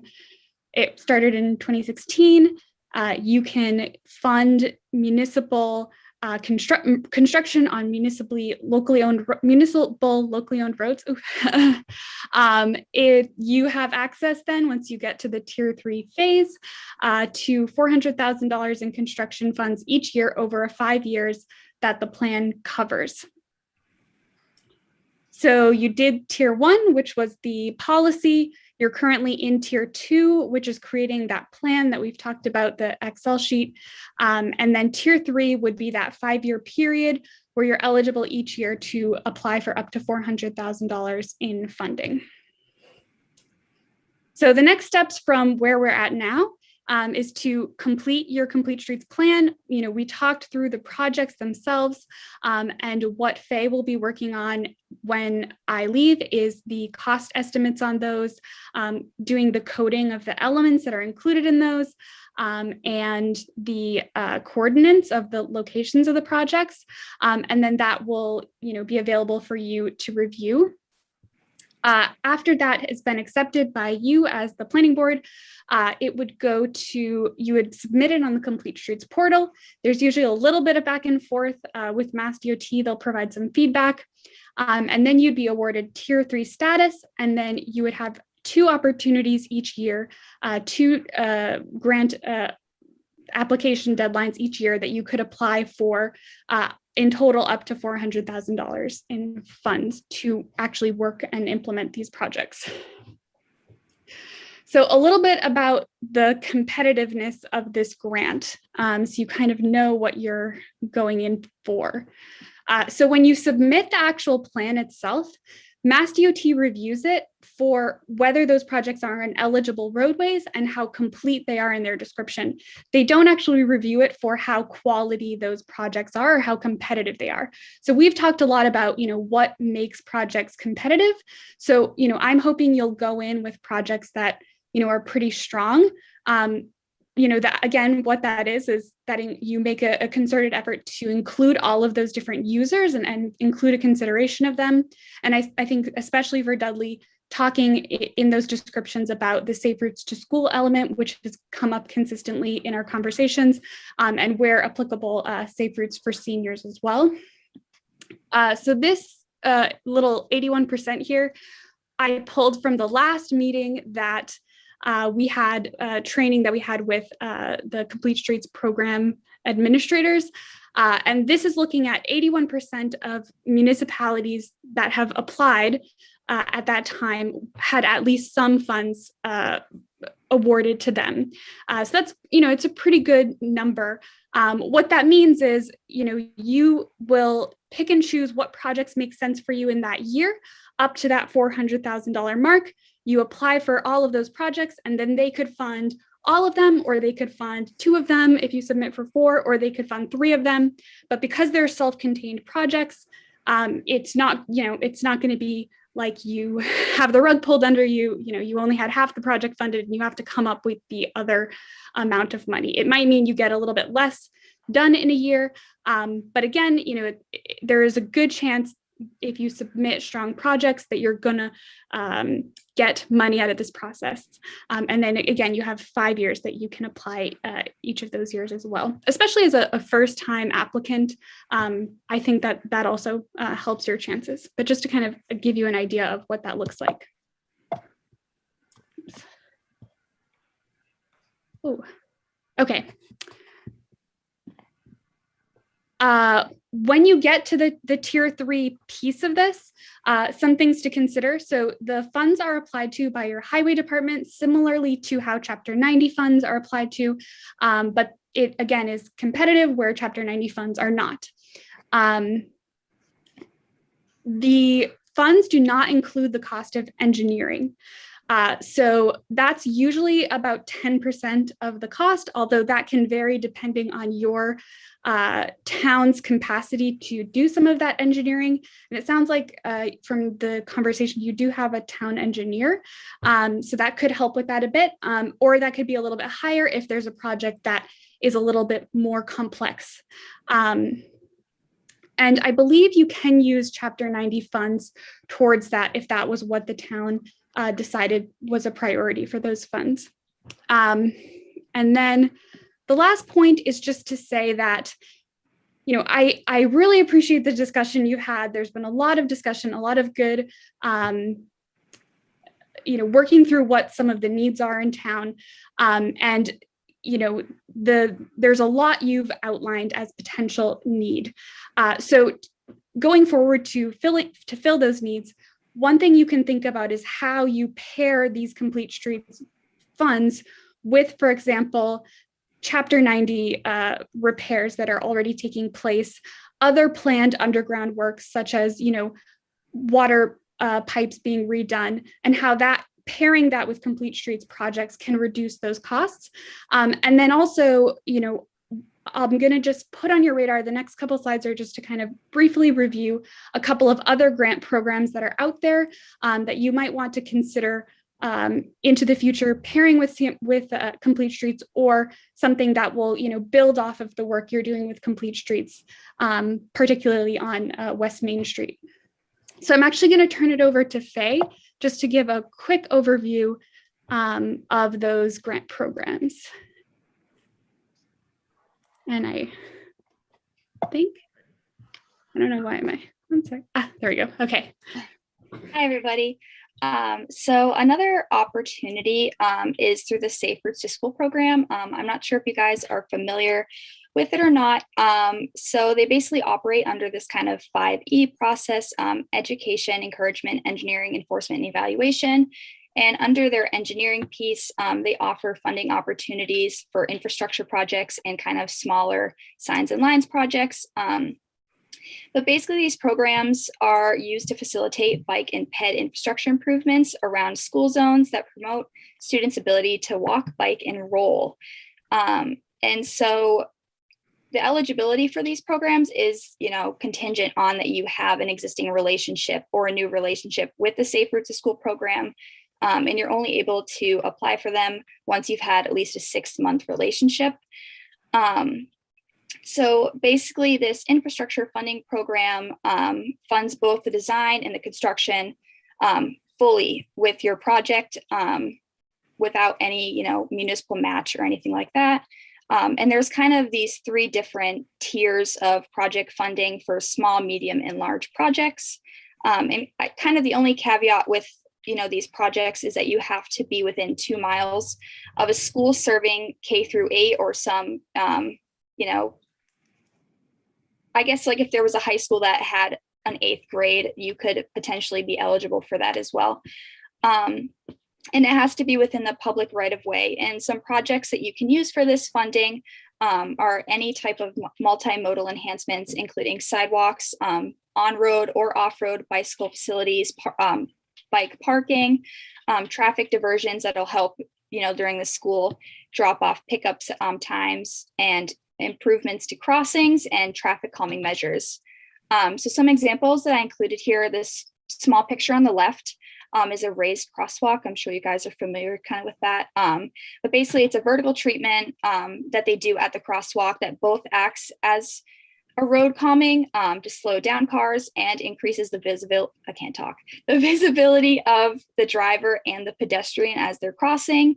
And then this kind of island verge, which we've talked to you guys about reducing the crossing distance for pedestrians and again, narrowing the roadway for that calming effect. And the second program is a little bit smaller.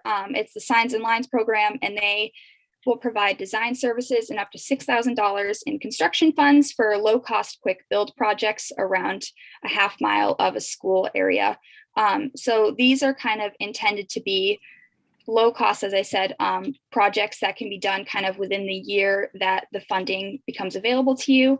And it is a reimbursement-based funding program. So basically you would upfront the cost for the eligible project, and depending on what you did, if it was eligible for reimbursement, MassDOT would do that. So again, it kind of works similarly to the other program. You have to be serving a school K-8 or some sort of variation of that and be within the public right of way. But they focus more on smaller items like implementing signage. So there's some examples here: speed limit signs, in-street crossing signs at the crosswalks, student drop-off and pickup signs, slow school zone signs, as well as anything to do kind of with paint to improve crossing or the ability to walk, bike, and roll to school. So the implementation of high visibility crosswalks, there are a few examples here that have the best contrast between the sidewalk paint and the asphalt, as well as some daylighting options, which they use to reduce parking by using paint to kind of block a certain distance before the crosswalk to increase visibility. And so there's a few plugs that I also added in here. We have a new Safe Routes to School rep for our region. It's been kind of divided between two different people, but the Dudley representative is Lucy Friedman Bell, and her email is provided there. And there's also an upcoming webinar on April 22nd called "Where's the Money? Funding Your Active Transportation Project," which is being sponsored by the Safe Routes Partnership. And so basically they're going to be talking about different funding opportunities through the Safe Routes Partnership that municipalities have availability to, and kind of some of the ideas and projects that have come through those programs and that were successes. You can go to the next slide. And so the second one is the Community Challenge Grants, which are provided through AARP. So these are also quick action projects to support communities' ability to create livable spaces for people of all ages, particularly with aging populations. They do a lot of work with that. So this is also highly based on public participation. So a lot of what they do is used to increase civic engagement, creating vibrant, integrative public spaces, enhance mobility and transportation options, and several others like housing and that sort of stuff. But focused more for what you guys are doing, transportation and, access to public spaces is what you guys, so kind of within this realm of funding, they can implement permanent improvements. They help with demonstration projects like this picture on the left where they used the picture on the right, I apologize. And they used cones to kind of create a temporary bike lane on a roadway, or just creating programming and services for your community.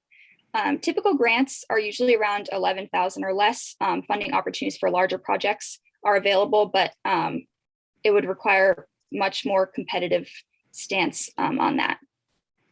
So some opportunities that I've presented here are artistic crosswalks. I thought this is kind of a really great way to, show your community the integration of, a safety feature, but also including like the ability to interact with students, especially, you guys were talking a lot about the Mason, I don't want to call it elementary, I forget what you guys were calling it, the Mason Road School. So this kind of hopscotch crosswalk makes it a fun experience for students as they're crossing to school, but it's also high visibility, like what I talked about earlier. There can be some conflict sometimes when you're using too many colors. It might not be as high visibility as something, white on black. So another one is this installation of bicycle parking. So as you guys are talking about putting, bike lanes along heading toward the high school and junior high between them and the college, having some sort of artistic bike parking kind of does two different tasks, right? It creates an artistic element that can be appreciated by the town while also providing a service to be able to park your bicycle. And then again, with this temporary and permanent fixture here on the right. So this is a competitive grant. So there's a couple different aspects that applicants are requested to, and be active in. Let me pull up my notes really quick. So, so part of what they're looking for is, the impact to the community, particularly with children in the ages of 50 plus, the execution of the project. So getting it done quickly, within the year of the application being funded, on time, on budget, and that engagement piece of recruiting community volunteers and engagement of residents and local stakeholders. So having them be a part of the demonstration project that you do, having them be a part of the design process, or at least allowing for public input. And then finally, just the innovation piece. So being creative with the sidewalks, with the bike parking, your bike lanes, making it unique to your community while also serving its intended purpose. And so I provided a link on the bottom here to the actual grant. Unfortunately, the 2020 grant is overdue, but there's some really amazing opportunities that I think you guys can use as examples of past projects, as well as some that are being funded for this year that I think will really help with what you guys want to do for Complete Streets. Okay, so the last program to kind of touch upon and just put on your radar is the TIP and TAP program. So one of the things that came up quite a lot in this planning process is that West Main Street or 197 is not eligible for Complete Streets funds. So this is a program that could potentially address some of those problems, but this is a much longer term program. It is competitive, and there's a real emphasis on healthy transportation. So every project really does have to have components of pedestrian and bike infrastructure. And if I understand correctly, it operates on a 5-year cycle. So again, it's a much longer term kind of investment of thinking about those needs. So this is something that, as you go along and you're cracking away at these Complete Streets projects and potentially looking at some other, more short-term, more, immediate grant programs to think about. We have one of our staff, Kevin, would be the person to talk to about that, and he could kind of work with the town on, what kind of projects would be feasible, and what you might want, if you might want to participate in this, and what you might want to do. And Sujatha is on the call as well, and she knows a lot more about this program, so she might be able to add a bit about that. Thank you, Gemma. Yeah, I can't remember the exact project in Dudley that was that had a TIP component to it, but I think it was by Nichols College. The TIP program, the Transportation Improvement Program, is a regional program. It's target funding through Federal Highway Administration, through MassDOT. These are large-scale projects. So if you're going to look at reconstruction of West Main Street, this would be a project. This would be the avenue that the town would consider. You would hire a consultant to do the design. There might be right-of-way involved and all that, but it's a multi-million-dollar projects is what you're talking about in the TIP program. But I will, again, there will be much more. We'll be reaching out to the communities much more in the next few months, but I wanted to mention we've seen as part of the regional TIP program, communities that have small projects, short-term, low-cost projects don't get funded because it is a large infrastructure part that we're talking here. And we are rolling out a new set of projects or a program called micro projects. So those would be the ones that the community can take advantage of. We've had, I'll give an example. Town of Berlin had applied for the Science and Lines program that Faye was talking about through Safe Routes to School. It's less than $6,000, but it's so competitive, they didn't get monies for that. And when you have tip target funding of $20 million to the region and you can't fund a project that's $6,000, that's not a good sign. So we want to really help communities and make sure the money stretches out a lot more. So more to come on that. We'll work with you, but if you're interested, I don't know what the needs are on West Main Street, but happy to, if you have the town engineer or somebody that wants to talk to Kevin or myself, happy to sit down. We generally sit down with the community and kind of talk through the entire tip process, because that is a long-term, larger scale pot of money that you're looking at as well. So happy to chat more with the town regarding that. And that's the end of my presentation. So, I just wanted to make sure that before I go, you guys know exactly what's happening next, exactly what other opportunities are out there. So if anybody has questions or any confusion about any of this. Fusion? Maybe confusion wasn't the best word. Well, you guys did such a good job explaining. There's no reason for us to be confused anymore. Anybody in the planning board have any questions? The only, if you don't mind, if I may add, the only word of wisdom, I know that that's kind of a strong word, but the words of wisdom that I can give to a community is transportation infrastructure projects. You have to really start working on it. The monies will come. You don't wait for a grant to come along to work on it. So even for like a complete streets tier 3 project, there is design element to it. So I would say if you think it's a priority, start working on the projects, and we can, the staff can work with you to identify funds.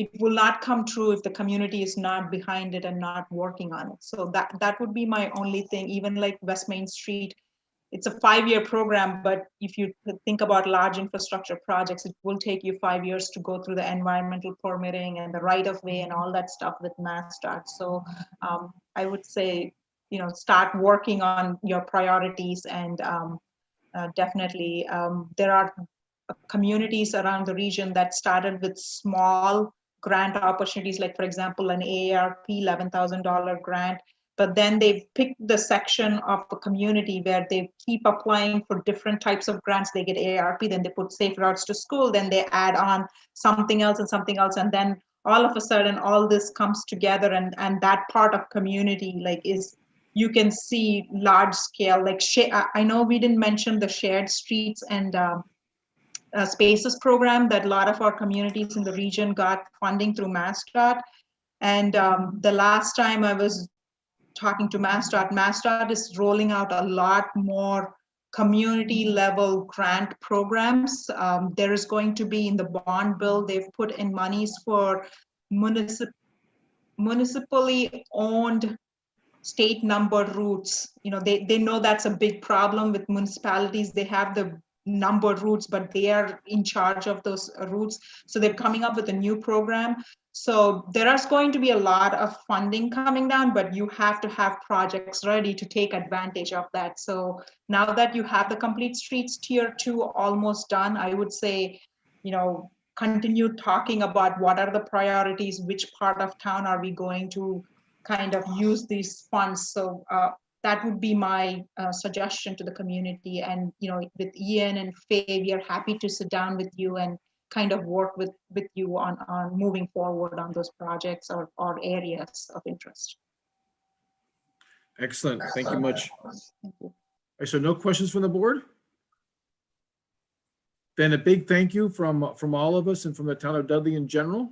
And I guess we're looking forward to the next phase. Great. Thank Thank you you. very much. I look forward to working with you. Thank you. Thanks, everyone.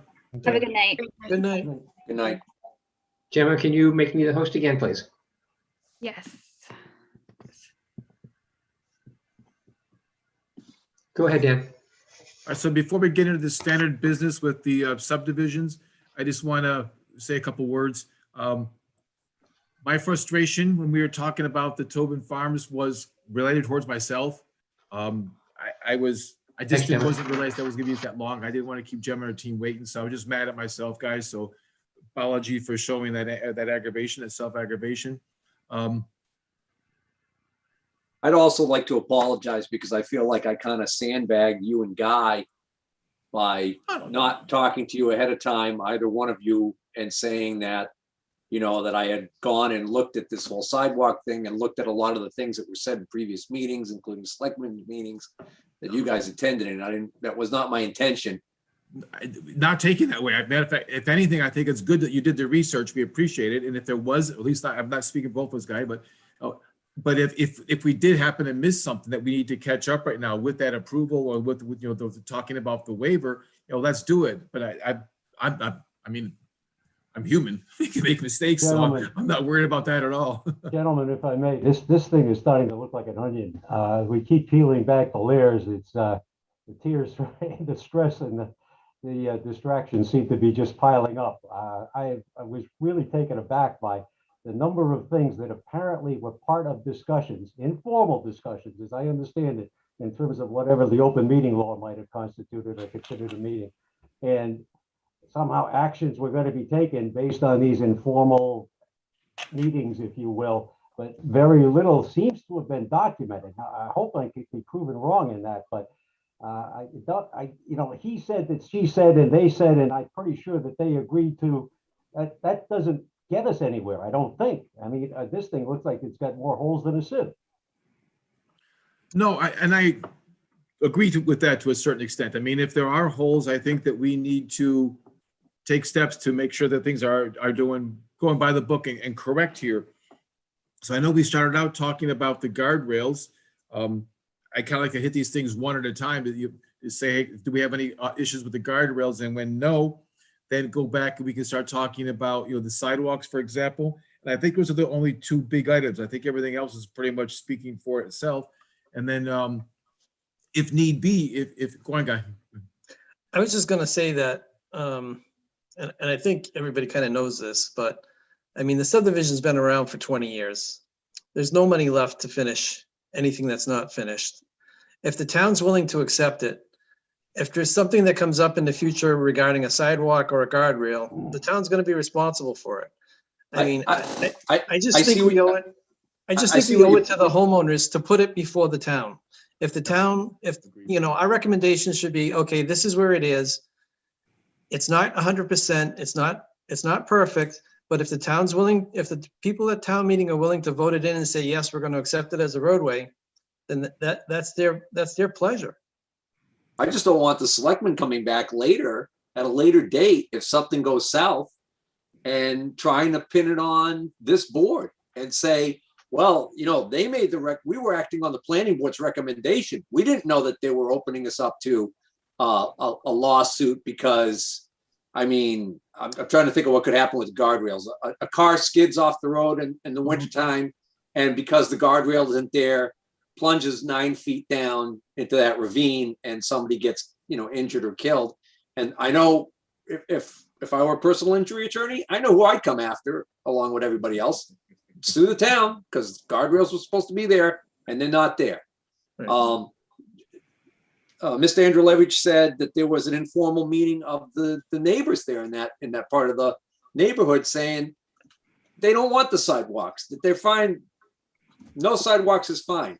But getting back to, you know, Guy's point from years ago about that lawsuit, I believe in that particular situation, it wasn't even somebody who was in that subdivision originally. It was somebody who bought the house after. It was an owner that came along later and actually was able to get the town to have to put the sidewalks in, and the town was on the hook for that. So, you know, if either of you guys want to go back to the Board of Selectmen, and I'd be willing to go with you, I just don't want to go alone. And stand before them and say, we need your guidance here, or we need your blessing. And do you want us to grant these waivers that have been talked about that apparently never happened? You know? I'd be willing to and go. then they give us the old, yeah, we got to get this done. We're just going to have to take it. The town's going to have to be on the hook for this. And that's the end of it. Well, then fine. But we also don't want to set a precedent here where, you know, all of a sudden we've got all of these developers that decide, well, gee, you know, although now, of course, the structuring of how much money they have to secure up front is that's been resolved. My understanding from what I saw was that a big part of the problem was we never ever, the town, when I say we, the town never required that developer to have enough skin in the game in case something like this happened. And that's why all the money's gone and we can't get any more. It was built on a letter of credit. I would be willing to accompany you in that effort, depending on the date might be at issue. I don't know when we could get on the agenda for the selectmen, if that is something that the board feels we need to do. So there's two things just came up, Bill. The first one would be to have a joint planning board / a board of selectmen meeting where we could discuss this with them. And then the second one would be, is it possible instead of the planning board sponsoring the article, is that the proper way that the board of selectmen can do it? The board of selectmen are actually the highway commissioners for the town. They are the ones that have to approve the road. That's correct. But as a subdivision, you have to approve the completion of the road, and for street acceptance, you have to make a report. Right. But you don't actually, you know, have a role in approving Right. the acceptance. Okay, yeah, so I mean, we could, I mean, if the board feels that way, we could definitely make that report, and in that report, we can state our not reservation, but just the fact that, hey, the guardrails aren't exactly as they were supposed to be, the sidewalks aren't exactly as they're supposed to be, and then just go from there. I'm oversimplifying things, obviously, but to Guy's point, well, the subdivision has been there for a long time, and I think the town does owe it to the people residents who live there to do everything we can to get that accepted. So is the board's pleasure to try to get together with the Board of Selectmen? Yep. Yes. I'm seeing head nodding. So Bill, do we need a vote to that, or can we just ask, can I just ask you to get us a meeting with the Board of Selectmen? Sure, I think Michelle and I can coordinate that. Excellent. Michelle, can you talk to John about putting us on an upcoming agenda? All right. Anything else under the subdivisions? If that's all at Tobin Farms, anything else? No, nothing else. Okay.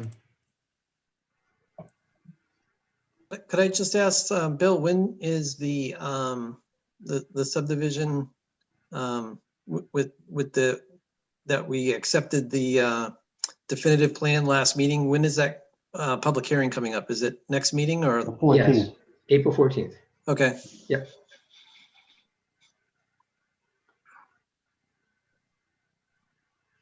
So Dan, I did put down, you know, discussion of Butler's Way in case you wanted to have, you know, any discussion on that before the hearing opens up at the next meeting.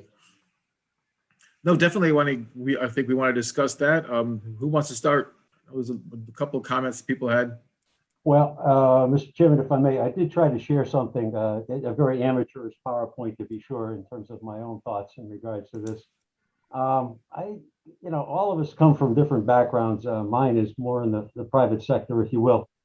And I look at this thing called waivers, and I would have been hard put in my previous employment to go to my GE site leader and tell him that I'd sat down with a vendor or a customer and I gave these concessions, and waivers I'm equating as synonymous with concessions.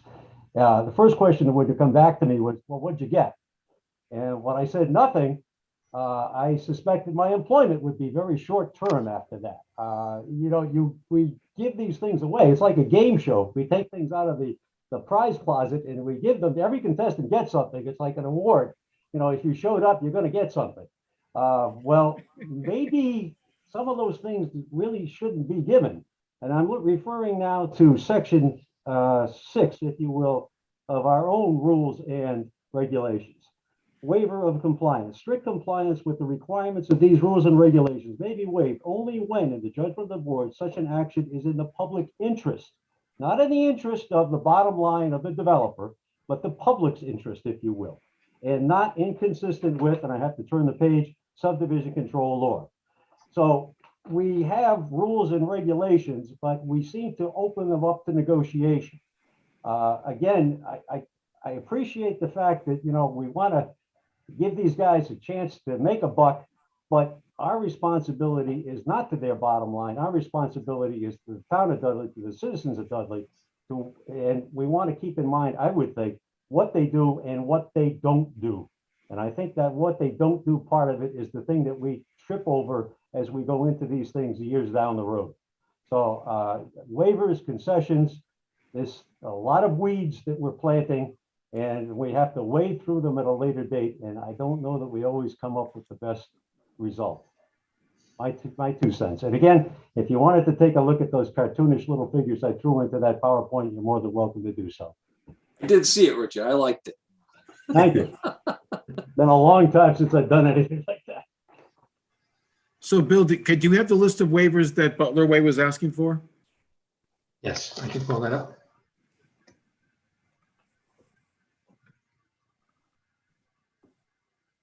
While he's doing that, so my mindset is, you know, you come with a preliminary plan and you basically, you're trying to feel out the planning board to see what waivers you might be able to get from your plan. And now we look at the definitive plan that they're submitting and it's changed because they're doing the duplexes. And Richard was saying, you know, he feels like it's a real bait and switch kind of deal here, that we're kind of getting a raw deal, that they're changing the things in the 11th hour. So if the board agrees with Richard, if we all agree that seems kind of like a raw deal, doesn't it pretty much mean that we're no longer bound by anything we promised regarding waivers because they kind of changed things in the 11th hour? Mr. Chairman, if I'm not mistaken, in terms of our own rules and regulations, we are not bound by anything in that preliminary plan. And I would submit, you know, a little bit of logic that Mr. Lavoie shared with us in terms of the sidewalks. He said, well, we don't need any sidewalks because there aren't any sidewalks around JBF. Well, that's true, but there aren't any duplexes there either. So, I mean, if you want to employ that kind of logic, then let's have it both ways, not just one side of the street. We're spending a lot of time and money and effort too with these complete streets to figure out how to put sidewalks in all these other streets that don't have them. Right. So let's put them in now and don't have to worry about it for the future, because maybe someday we will have sidewalks on JB. Is it JB Lane or JB Ave? Ave.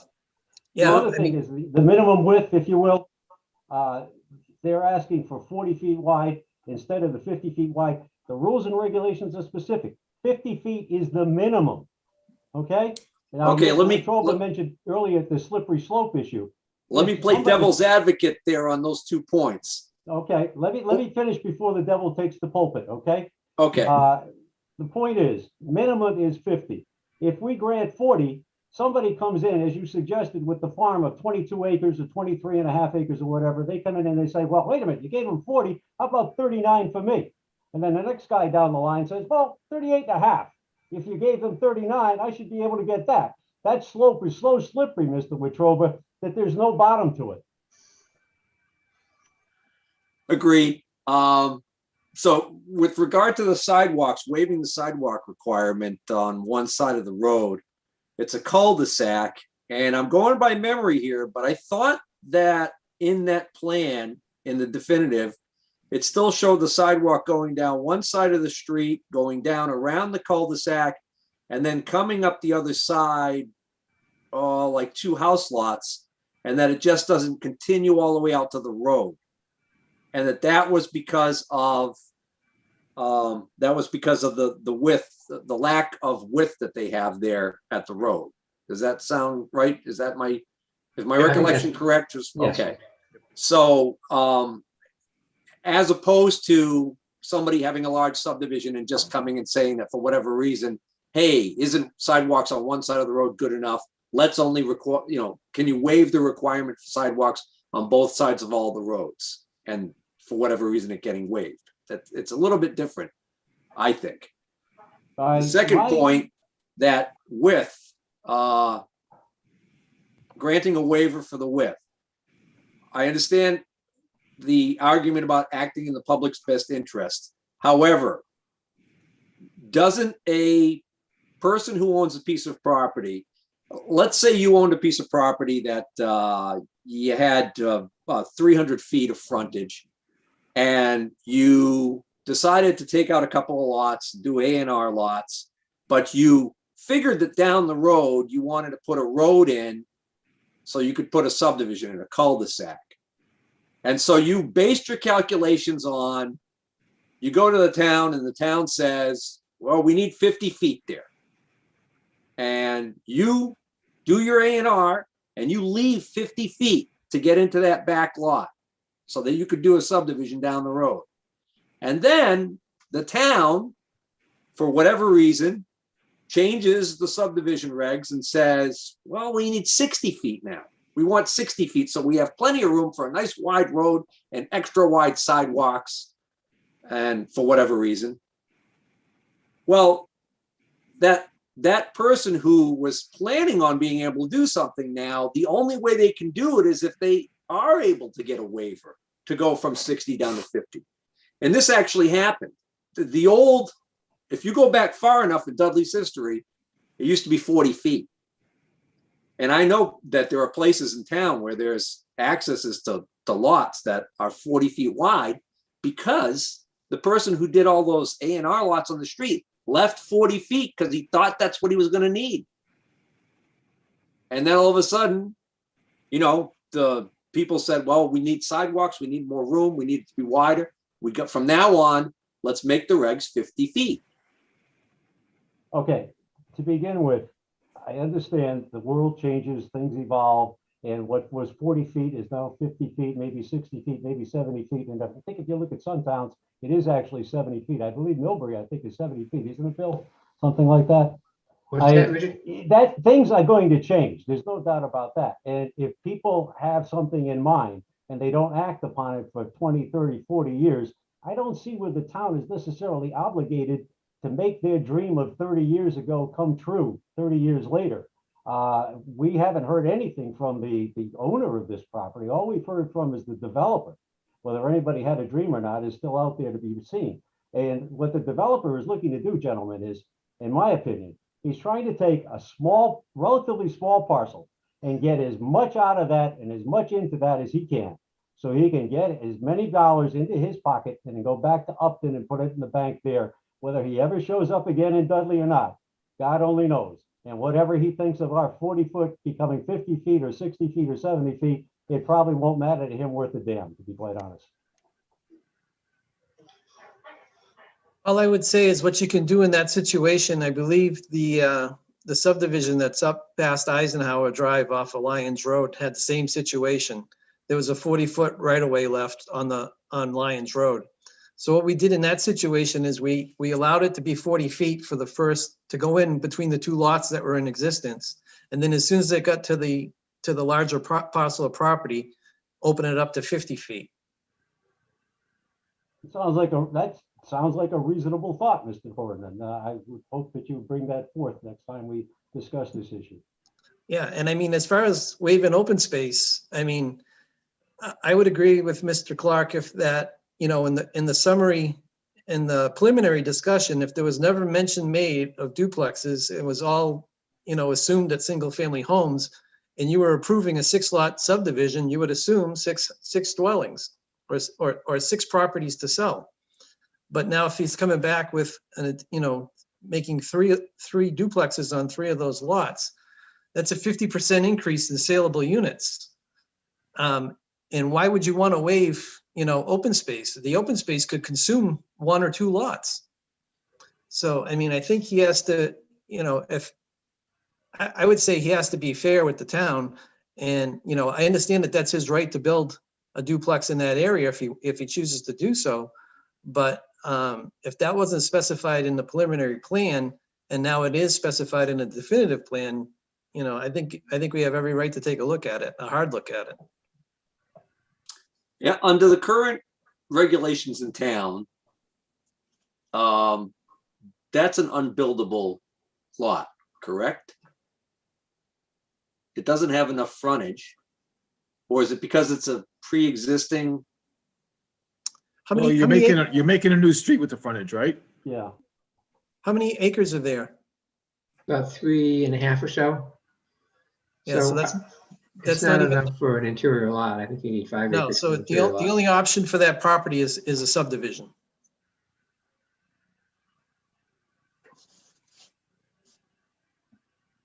Wait, I missed that when you said subdivision. So what was a 5-acre limit for? Well, 5 acres is an interior lot. there's It's not an enough interior frontage. There's not enough frontage for a regular lot, but if you have 50 feet of frontage and 5 acres, you can do an interior lot. Gotcha. Yeah, because it's res 15 over there, so it's less than 5 acres, so you need 100 feet of frontage to even just put one house on that. Unless you Right. do a subdivision. Correct. So the other thing to consider here is if the developer was willing to, change the definitive plan back to what it originally showed for numbers of houses, I think the board probably should continue with our blessing on this, because we basically did that in the beginning, and there's been a lot of money spent on engineering since then. Bill, I don't know this guy. This isn't. I don't want to create a situation where you think this guy's my uncle or something. No, not this, well, maybe a cousin. I'm not sure about that, but your family tree aside, Bill, as I understand it, and I think you made the point and surprised us somewhat, some of us are taken somewhat aback, that preliminary plan really doesn't stand muster, does it? No, it doesn't. It's advisory only, but Okay, obviously so what the we have designer here is relied a upon the collection of planning things board's. that can be there or not be there, and the world really will keep revolving.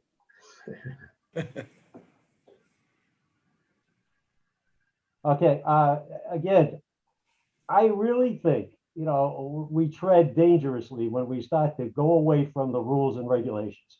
These people come to us. Our rules and regulations are published. They are available. They are online. They know what they are. I look back at the 923 presentation and the presentation previously from Mr. Lavoie very, very carefully. He never mentions houses or homes or residences or dwellings. He only talks about lots. I don't think that was just happenstance. I think there was some thought there that maybe there's something down the road that we weren't really going to be privy to until we got further down that road, if you will. I do not remember what the vote was exactly, but Richard, do you recall whether or not you voted to approve these waivers initially?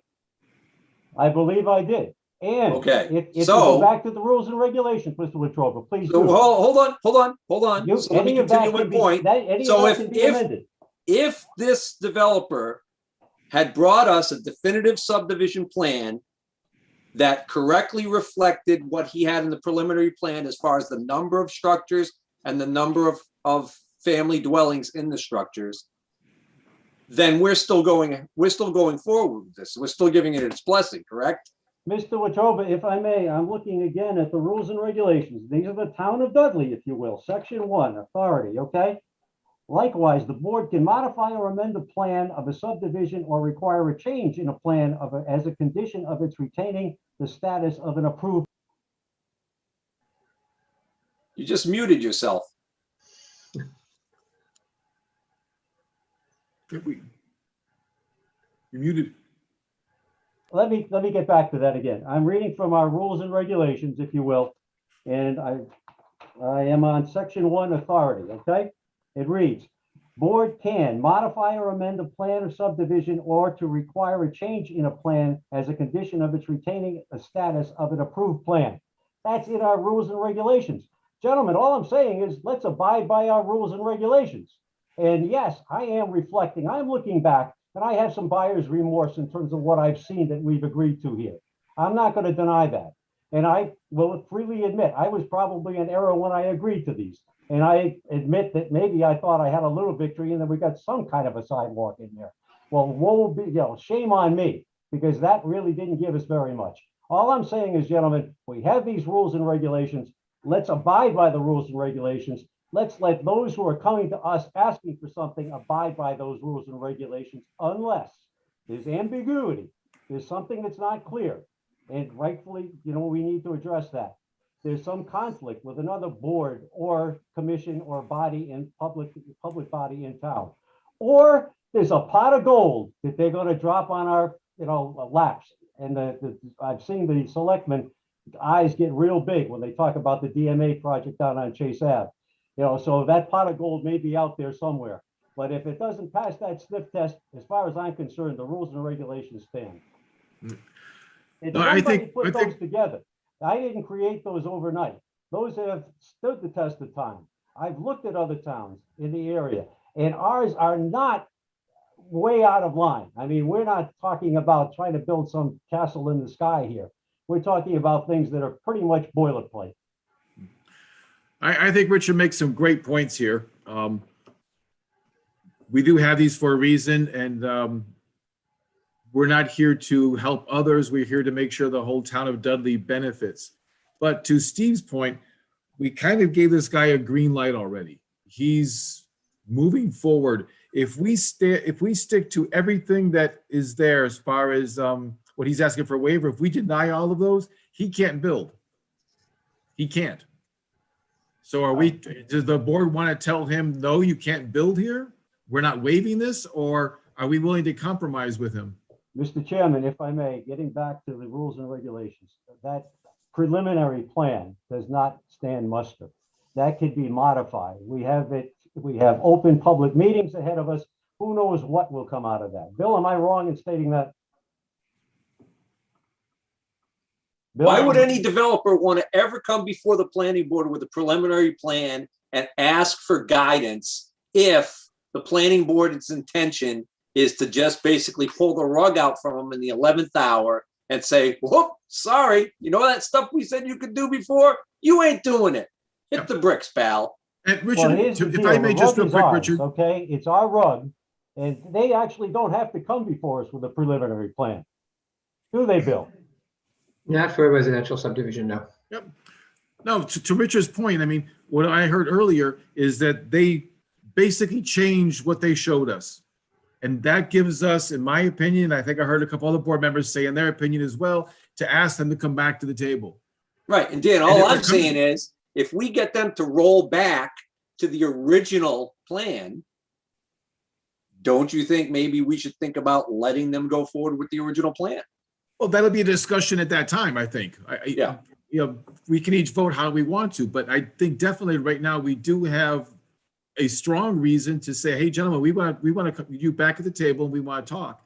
Oh, I agree. Oh, I'm not saying that. And then once we have that conversation, then once we have them back at the table, we can start bringing up some of Richard's points. But the clock is ticking. We've got to get this.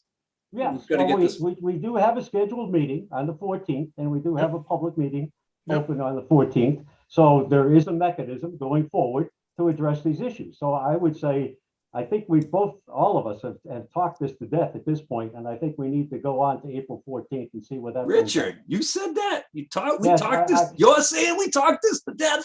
Well, admittedly, Mr. Wetruba, I have never been accused of brevity, so I'm not going to start trying switching horses in midstream here. But I confess, I have a great deal of buyer's remorse here. I think there was, if not bait and switch, there was a little attempt to lead us in a direction which we were very willing to go in. Yep. Not transparent. Agreed. Yep. Yep. All right, so we will definitely have conversation with them / about the project on the 14th then, correct, Bill? Yes. Excellent. Be also nice to hear if we get butters and other folks in there who want to share their opinions with us. Be nice to hear what they have to say.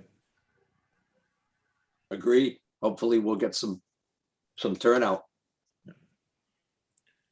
All right, so discussion about this way, we took care of that. Inspections and actions associated with site plans. No, we don't have any active site plans In now. there? Dan. Planner's plate. Just a couple of minor points. I did have a conversation with CMRPC about the use of the LPA time for the stormwater bylaws. They are starting to work on that. Their time frame would probably be to get a draft to us by the end of June, and then we could bring it to town meeting in the fall. So I think that would be fine as far as the EPA is concerned. As long as we're working on it, we should be okay. The local rapid recovery plan that CMRPC is preparing for us is about to kick off next week. It's going to be a very important project for how to help businesses recover from the pandemic. That's going to take about a 6-month time frame. So it's a pretty quick process. And there'll be a lot of opportunity for the public to get involved in that, especially businesses. I think Steve mentioned earlier that the town does have a new website now, a new look to the website. So that's, I think, a good step forward. I'm going to be talking to the web developer about creating a mechanism to show various plans that are before the planning board. Put those up on the website so people can look at them. Bill, could you ask him whether or not the intention is going to be to bring back any of that older information that was available prior to the change? Is it, in other words, is it just that they haven't gotten around to doing that yet? Or is that stuff pretty much gone? And if we need to access it, we have to come down and look at some archive or something? No, I think we'll be able to put up whatever we want to, Steve. So if there's things on there that you want, we can put it back up. No. I'm talking about historical information. For instance, it used to be you could go on the town's website and I could see planning board minutes going back for years. And now, since the change, there's not nearly as many. You can't go back very far and they're not there. Well, actually, we're having a meeting tomorrow on the website, Steve, so that'll be an opportunity for me to learn more about it. Okay. So I'll ask that question and give you an answer once I know more. Okay, thanks. As I mentioned to the board, we are now able to meet live again. Or we can continue Zoom, but I'm assuming you want to meet live. So the next meeting on the 14th would be in the town hall, if that's your preference. Yeah, the next Zoom meeting, I'm not going to be here. I don't know when it's going to be. I will not be present. That's fine. So we'll be back meeting live then at the next meeting for anybody who's staying with us this long. The town hall will be reopening again for limited hours for the public to come in and meet with various departments. So the hours will be a Monday afternoon and Tuesday and Wednesday morning.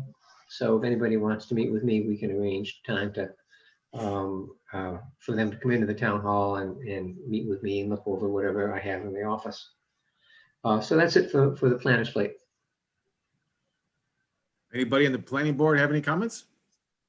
Again, not to be accused of brevity.